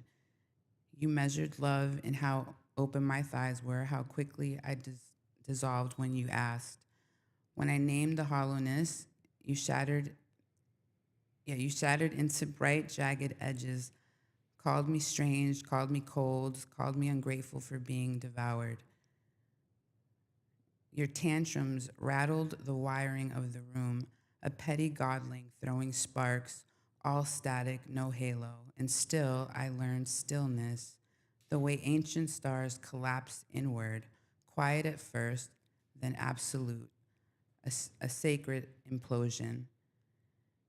You thought my silence meant surrender. You mistook my obedience to God for obedience to you.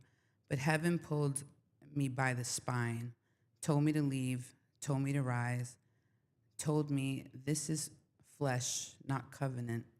You were never the altar, just the appetite. You chased my light, but cursed the heat of it. You told me not to burn you, as if my shine were a weapon, as if your fear of my brilliance were somehow my fault. Listen, maybe you will forget all of this. Maybe you will find another pretty face and pretend it soothes what I revealed. But don't twist it. You wanted me. You wanted the radiance you could not carry without trying to cage it. And someday, whether in a quiet room, a dream, or in the hum behind your own heartbeat, something in you will flicker with recognition. It will not be regret. It will not be longing. It will not even be honesty. It will be the echo of me refusing to vanish. Thank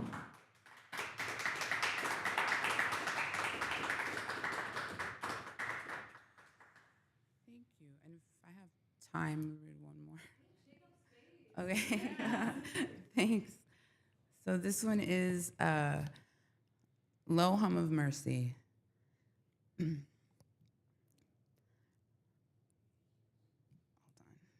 Okay. I built him a cathedral out of voltage, neon ribs arched over us in the Boston night. City lights blinking like distant seraphim, watching two bodies mistake warmth for covenant. I said nothing out loud.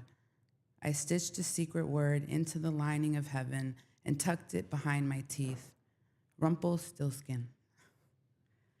A child's riddle, a fairy tale lock, a syllable no grown man drops into ordinary air, and yet it fell from his mouth like a coin striking marble. I froze.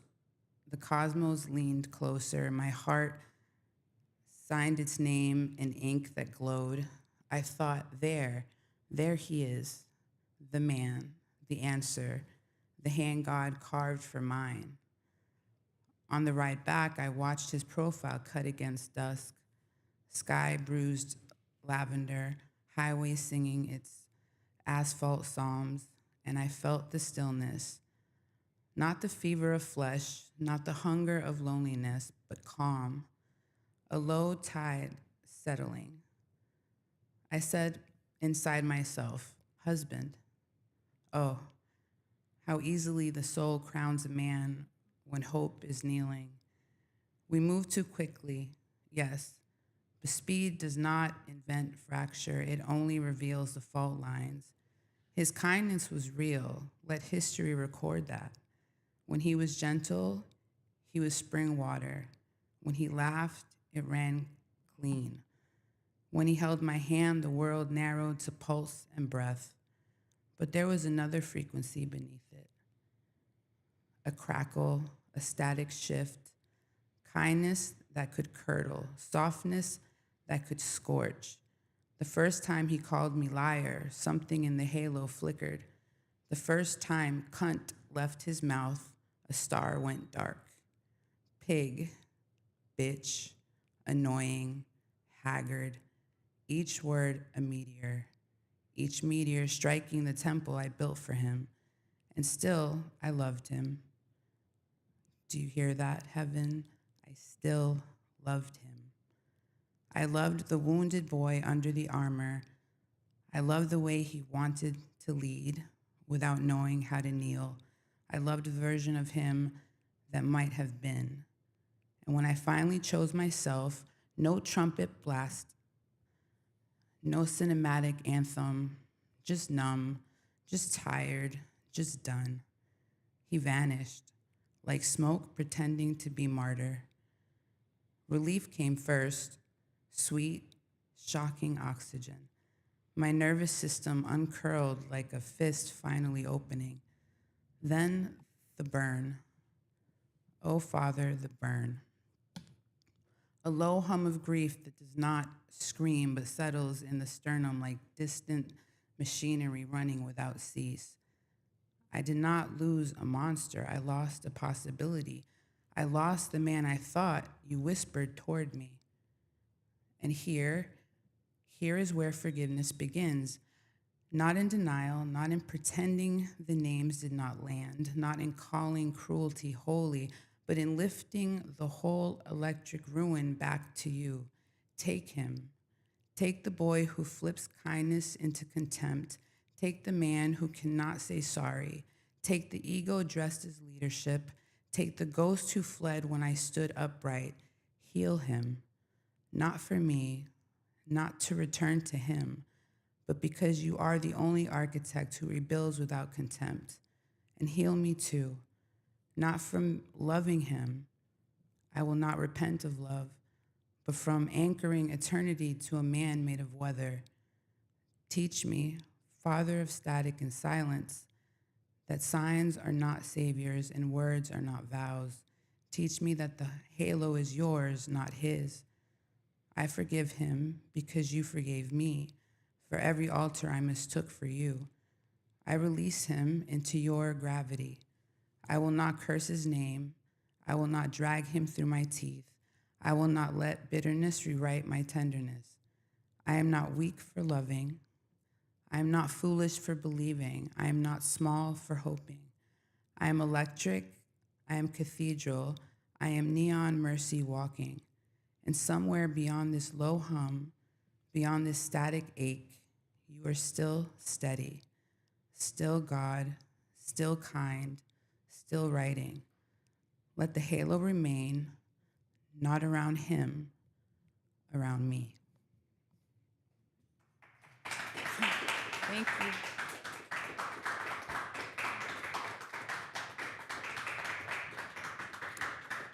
And okay, thank you very much. And like I said last week, but I have my second solo exhibition this summer. It's going to be in June. I'm getting closer to setting a date. It's going to be at Christ Church. It's going to be an experience. It's poetry, it's painting, it's music, because I wrote a whole album, so I sing too. Thank you.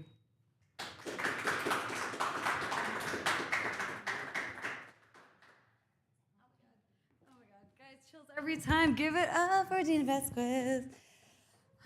So like, I feel like it's like the biggest bummer and like really nicest like through line when I hear another woman say something that like I felt in my heart so hard and like hated every second of, and hearing like the applause of other women who also have felt it and hated it is so validating. And just again, like, thank you so much to you and to everybody who's been up so far for just like really being honest and being brave. There are people watching on YouTube, including my dad. Hey, Dad. And, you know, we're here sharing each other's stories. I say this a lot at every mic I go to and obviously at every event that I host, but I feel as though when we hear each other's stories, we're sort of like beholden to one another. So again, just like thank you so much for like being here for everybody, and like the sharing is real, so thanks. That being said, I have like a really quick, really bitchy little poem to share before I call up our last feature. I have a fan who's like threatened to dox me, and it's just like a weirdo. It's just like a weirdo. So she wrote me this like poem one time for this like poetry thing that I had curated, like Words from the Berg, the original like display of poetry in Fitchburg that I had done a couple years ago. And this woman was just like attacking me online, and then she wrote this like really angry poem. So I was able to apply for other grants because she had made it now something that had included a protest poem. So thank you. And it was just really, it turned out to be this whole thing. It turned out to be emails and meetings and just a nightmare. So I wrote her a poem that's kind of based on her poem. So it has like a stupid rhyme scheme, but that's just like not my limitation. Anyway. Fix your damn soul. You've got no common sense. You're going on attacks for which there is no defense. Yelling the loudest doesn't make you the best. Bitching the hardest will not silence the rest. If you had any shame, I would appeal to it. If you stood by your name, I wouldn't have to sleuth it. I know that you're watching, nothing better to do, and I know that you're listening. And I mean this. Fuck you. Thank you. Yeah, so that's what you can do when you like don't work for a company that runs open mics and do them yourself. It's sick. I would also just like to real quick, on the subject of people watching, just as always, thank my wonderful bestie Tyler. Give it up for Tyler real quick. It was super important to me that we have a mic that you could hear. I go to a lot of mics, and sometimes when you can't hear it, it's like super annoying because somebody's doing the work and you can't respect them because you don't know what they're saying. Not like that you can't respect them, but just like you can't give the words the weight that they deserve, I guess. And like my mom was wheelchair bound for the last few years of her life, so it was really important to me that if she couldn't come out to stuff, that she could still see it. So that's why we only have our events at places that are accessible, and that's why we make sure that you can stream it from the comfort of your home at your convenience. So again, that is because of Tyler. Thank you so much, buddy. Yeah, thanks. And we have our last feature of the evening, and I don't know. In poetry, it's like a family in like a way that I really can't explain. Again, there's like just like an intimacy that comes with actually being like brave enough to show who you actually are in moments of like good, bad, everything. And Fred is just somebody that's like stood next to me in like every moment of like a poet's life that you can, and has been like super there for me and other members of the community. And I just can't say enough how much I really respect him as a guy and like adore him as a poet. He's a really good poet. Respectfully, me liking you will not get you a feature. You have to still be good. So please give it up for my buddy Fred Gerhard.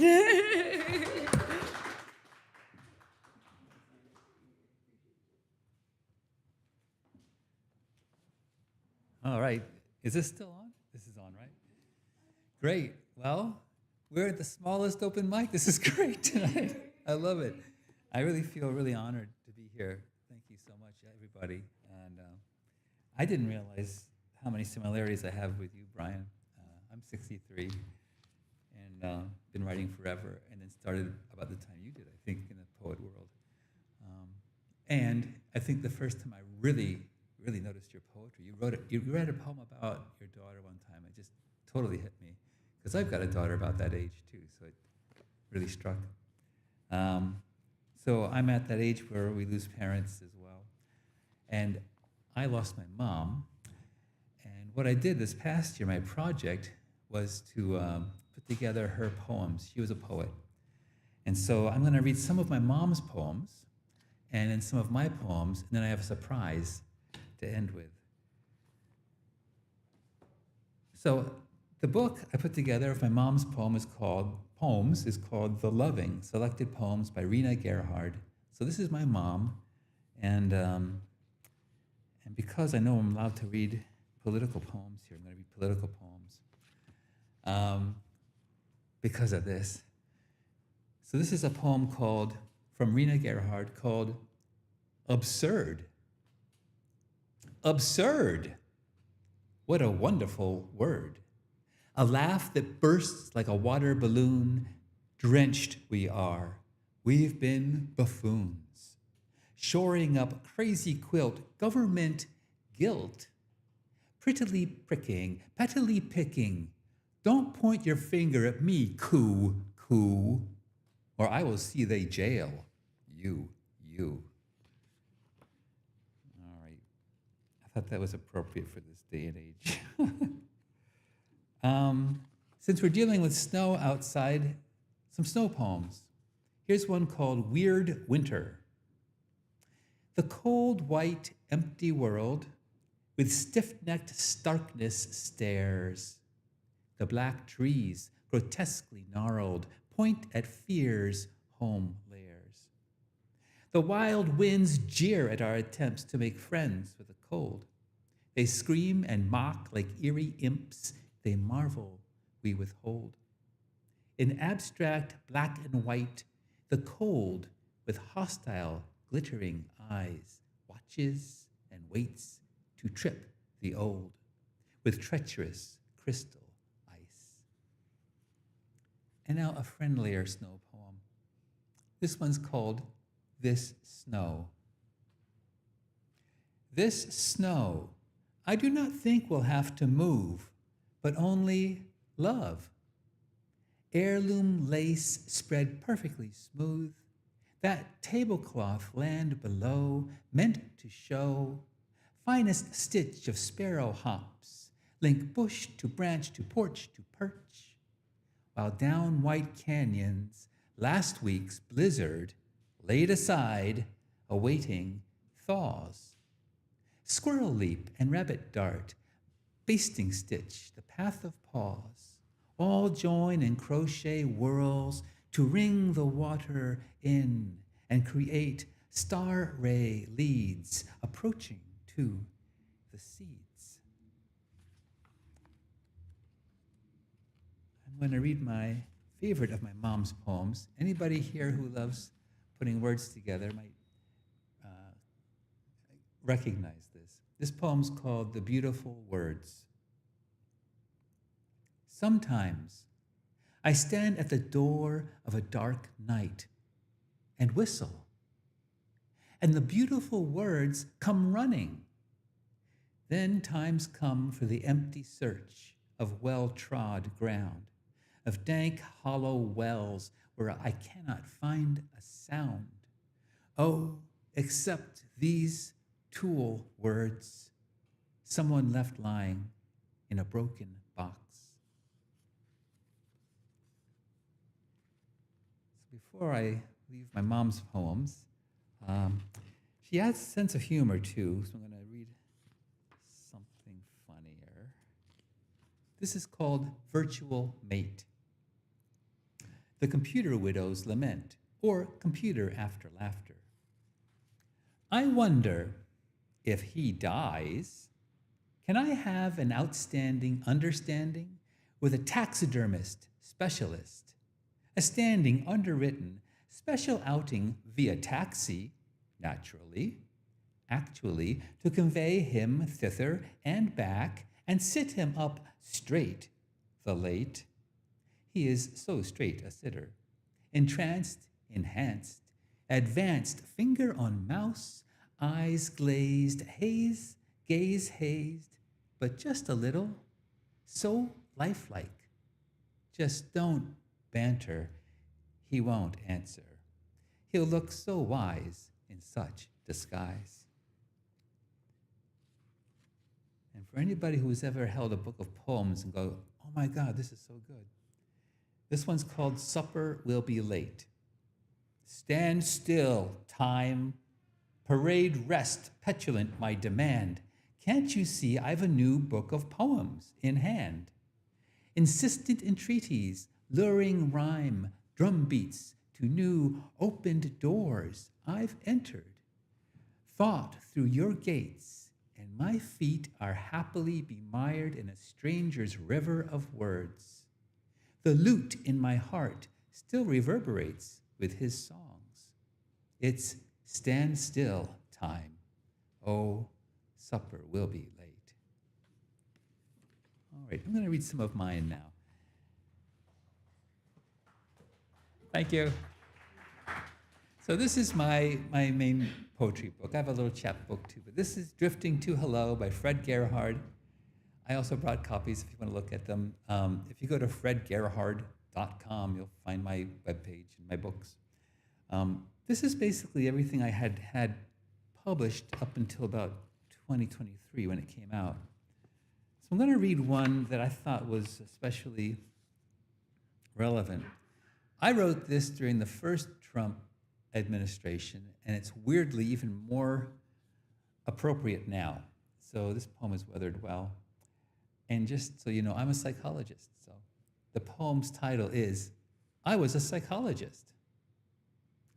I was a psychologist in the year of plague, when we kept ourselves to ourselves, and the police state baffled every cop we knew as friend, as media fed our heads afraid. So there was a lot for a therapist to do, with seeping hearts calling, expanding in small rooms. A studio grew in my guest room, the way wasps build nests, and one day there's this buzzing, papery machine with a good camera and 2-in-1 laptop and indirect lighting. I sat in my Victorian room, broadcasting HIPAA-compliant hope to each soul trapped in the oddly calm days of loss, and kept the trauma manuals within easy reach, just out of sight on the guest room bed, quilted by a grandmother, gone, and spoke of goneness and what's beyond. And after a neighbor mowed his lawn, his apoplectic dog had its hour to vent a limbic scream at anyone who moved a limb. But we all scream as stormtroopers arrive in heavy gear, shooting canisters of gas to clear a path. And even in the updated version with better CGI, Darth Vader still stumbles, striding over the bodies of the rebellion. I close my two-paned window as the Death Star gyrates to life or death, and my house is the first on my street to burst to flames.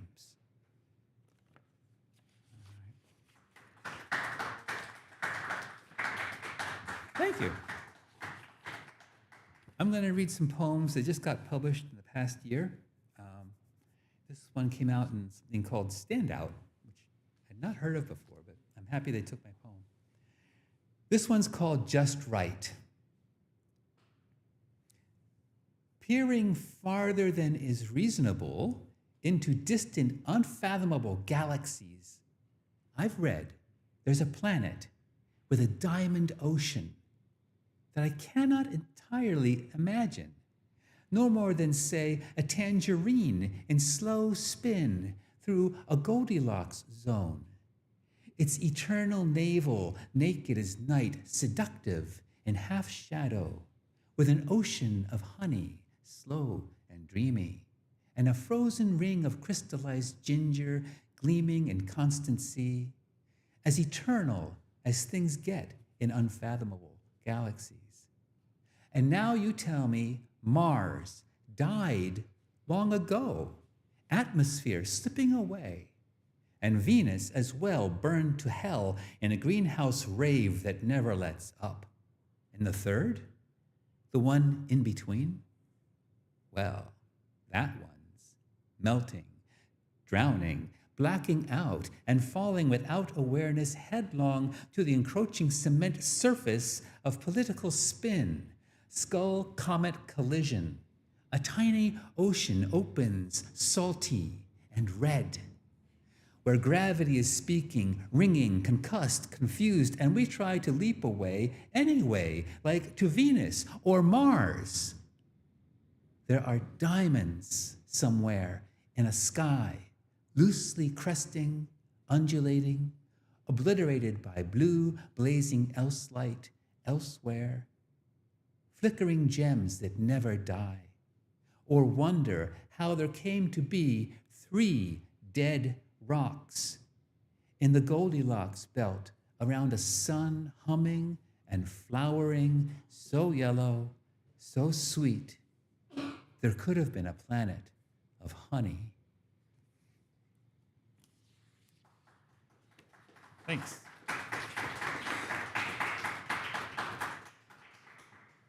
This one just came out last month in Mobius, the Journal for Social Change. This one is called Abduction. It's for Rumisa Öztürk. There's a way none of this happens. Pine trees hang dark and shaggy as dusk. They do not move much. Too dark with time, they know the way to none of this. The streets of Somerville hang in the gut of the country, not by unseeing a bloodless abduction, but the memory of shuffling young woman acquiescing to the buzz-brained brute squad, their heads somehow not exploding with the racket of dopamine angels trying to get out there. There is a way to unbreak the heart at threaded fear. None of this, none of it ends a country forever, for all time. Not even these flowers placed by her picture by the side of the hollow road.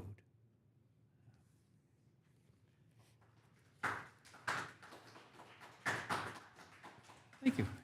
Here's a poem that's not been published, but I like it. This poem is called Poet's Blood. It starts with a quotation. Here's the quotation. Sliding long hairs behind my ear like mom used to, and exhaling from their mouths, make room for wonder. That's by Renee Good from her poem on learning to dissect fetal pigs. I have seen the poet's blood, still red wet, her children's favorite toys bursting from the glove compartment, their unmoving eyes. The bullet hole in the web of windshield holding its breath. One of 3 clear shots in steady succession. 1, 2, 3. And then nothing. No, not children crying the acidic salt of disbelief. The slow ebb of warmth from the rolled down window. The next blank page of her notebook forever empty, unwritten. It waits. With the closed lid of her laptop, of her untapped words. Time stands still, and I wonder if God, gentle as a mother's hand, stroked her hair into place, any place, just once, loving and kind. But her blood is now everywhere, every state crimson, every poet's pen fills with it. They cannot be staunched. Even this poem, what color did you think these letters were before they dried to black? Before you touch any of them with your finger, your heart's next steady beat fills again, again, again, as if you could slide a single strand of her long hair back behind her ear with love and unkill us all. Thanks.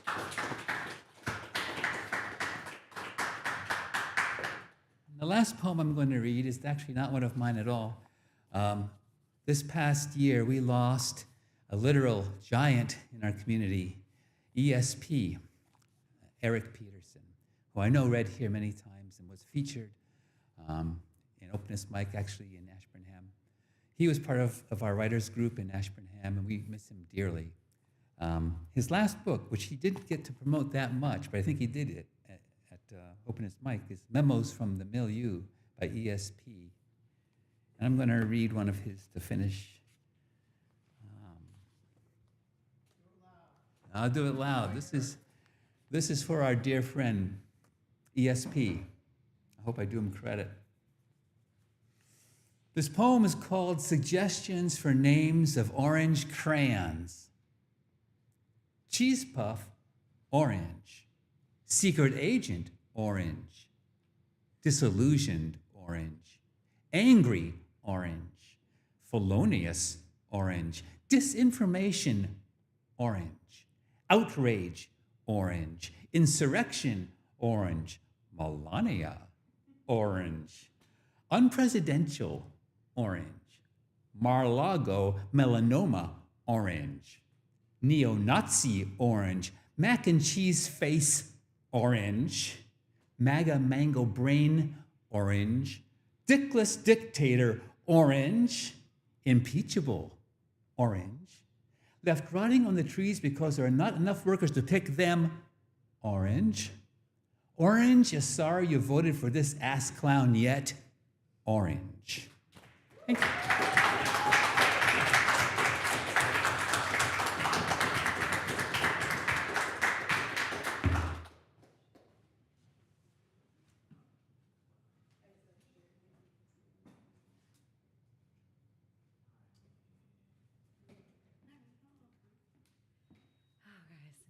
Awesome. I needed that second because that was one of my favorite of ESP's poems. Give it up for Fred real quick.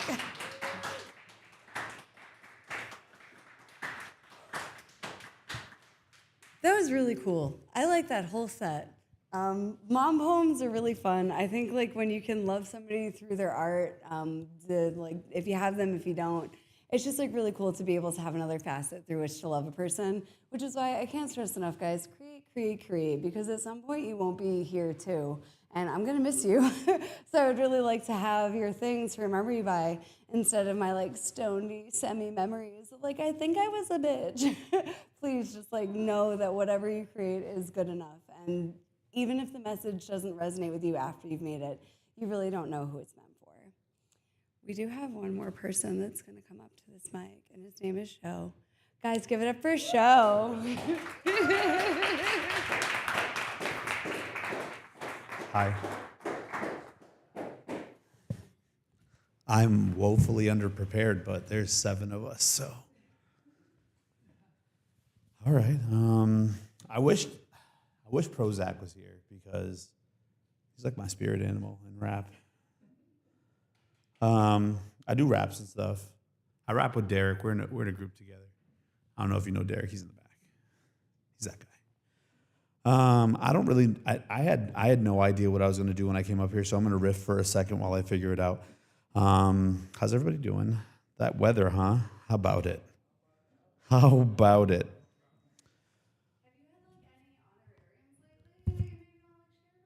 Oh, yeah, Derek and I, last Friday went down to State House. You know that place. It's got a golden dome on it.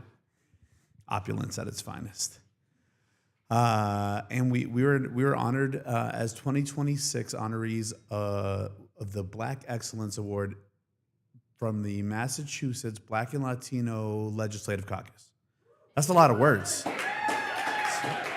It's a lot of words. And I mean, that was really cool and everything. But I think the coolest part was we got to go into the Chamber of Law, the House chamber. And then we got to go up on the rostrum, and Martin Luther King did a speech there. That was pretty cool. It was the first speech he ever did in Boston. He was invited into the halls of law to give the speech. Mike Kushmerek taught me that, actually. So shout out to Mike Kushmerek. If you don't know him, you should meet him. He's cool. Anyway, then Mike did the coolest thing that I've ever seen. The security guard came over and he was like, yeah, go ahead. And he opened the drawer and he gave us the hammer of law, is what I kept calling it. I don't know what it's called. Yeah, the hammer, and we got to smack the gavel down, and that was pretty cool. We didn't make any laws, don't worry. If we did, there'd be a lot more weed around for sure, dude. Okay. Anywho, I rarely perform solo. I usually have friends with me, and I feel like I tell you guys this every time that I do something by myself. I don't think that I've performed this particular verse in 7 years. In 2018, more backstory. 2018, we wrote this album, and it was called The Future, right? And it was about the future. And we wrote it because we never wanted to experience the future. And I listened to it today, and I was very sad because everything came true. It's pretty fucked up. You should listen to the album anyway. But alluding to that, here goes.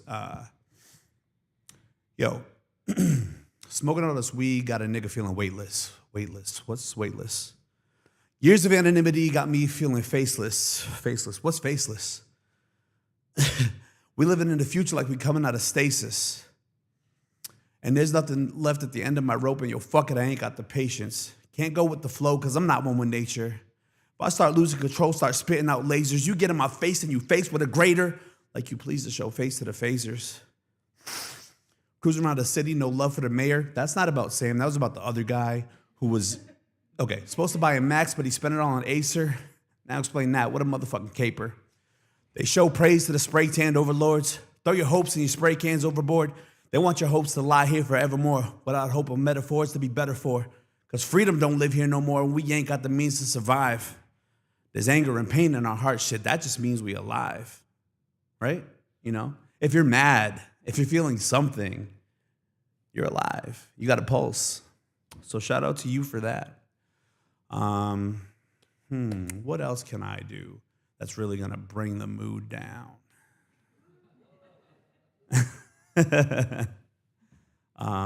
From that same album, The Future by Joe Grizzly, it's available on all streaming platforms. I mean, if you don't listen to it, you're not gonna know the future. Just listen to it. We wrote this song, and it was called The Future, and I know that's fucked up, but it went it went something like this kind of.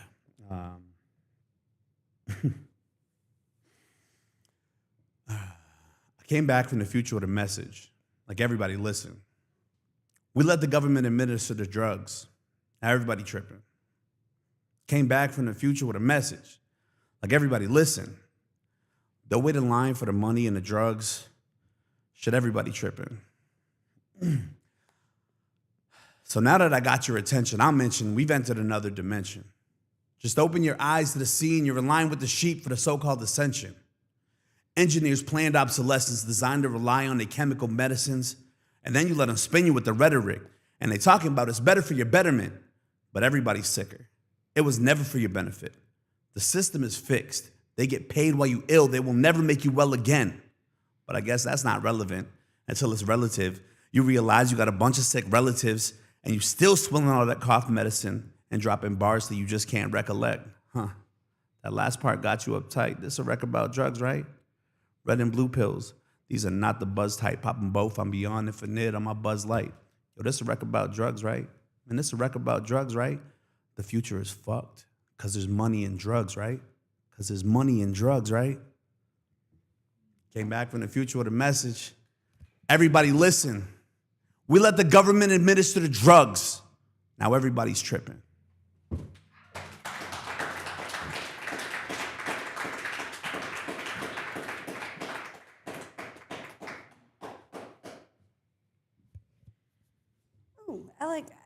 Let's see if I can. Yeah, all right.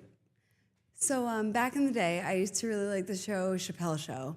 And there was this really funny skit where it was like a song by Tupac that he had supposedly written like before he died, but it got so specific that it was like referencing things in the club. And if this man is trying to tell me that that wasn't a diss on Sam Squalia, but was trying to tell me that he's talking about spray tanned overlords, I'm telling my girl. No, she's great. We actually like her. It's weird. I guess I just have like one more little poem that I want to do. I just really appreciate everybody that's been giving me updates as to the fact that they're watching. Hi, Alicia. Hi, Brian. This is a poem about my friends that was inspired by one of my closest friends, Davey, who has like come in from Kansas and featured for us before, and hopefully we'll do that again, or I will go to Kansas, or like whatever, like whatever it needs to be. Before I get this out, real quick thank yous. Canvas, as always. Tyler, our 3 features, Brian, Fred, Prozach, Emily for the cupcakes. And again, we're gonna have cupcakes and yeah, let's give it a second for the cuppies, man. Holy shit. I don't believe in FOMO. I think it's really shitty. I do a lot of stuff, and sometimes I'm like, oh, I feel bad being like, oh, once in a lifetime shit. Those cuppies, though, those cupcakes were insane. They were so good. If you weren't here, you literally did miss out so hard. And thank you so much to Michelle for being here with her craftery. And if you guys saw weird like patches and other forms of art, that shit I'm gonna eventually have my shit enough together to sell. We'll see. And yeah, this is my last poem for us, and then we're gonna get home safely, and you guys are gonna text me personally when that happens. And this poem is called Beads and Glitter. Among the beads and glitter, all the way into never, my heart is a field with an unlocked fence. My friends are various tiny ponies, flowing hair while they prance, deferring maturity till tomorrow, all the way into forever. My heart is a million acres of garden, bountiful. My friends are mostly fruits, to be honest, nectar running down our chins while we consume and are consumed. Our magic subsumed fingertips capable of turning canvas into portrait, self-abstracted, reflected all the way into forever, never. Echoes we don't listen to, but whose rhythms move us nonetheless. I love you guys. Have a good night.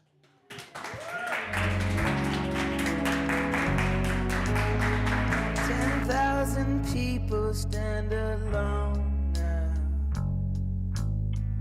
and in the evening the sun sets.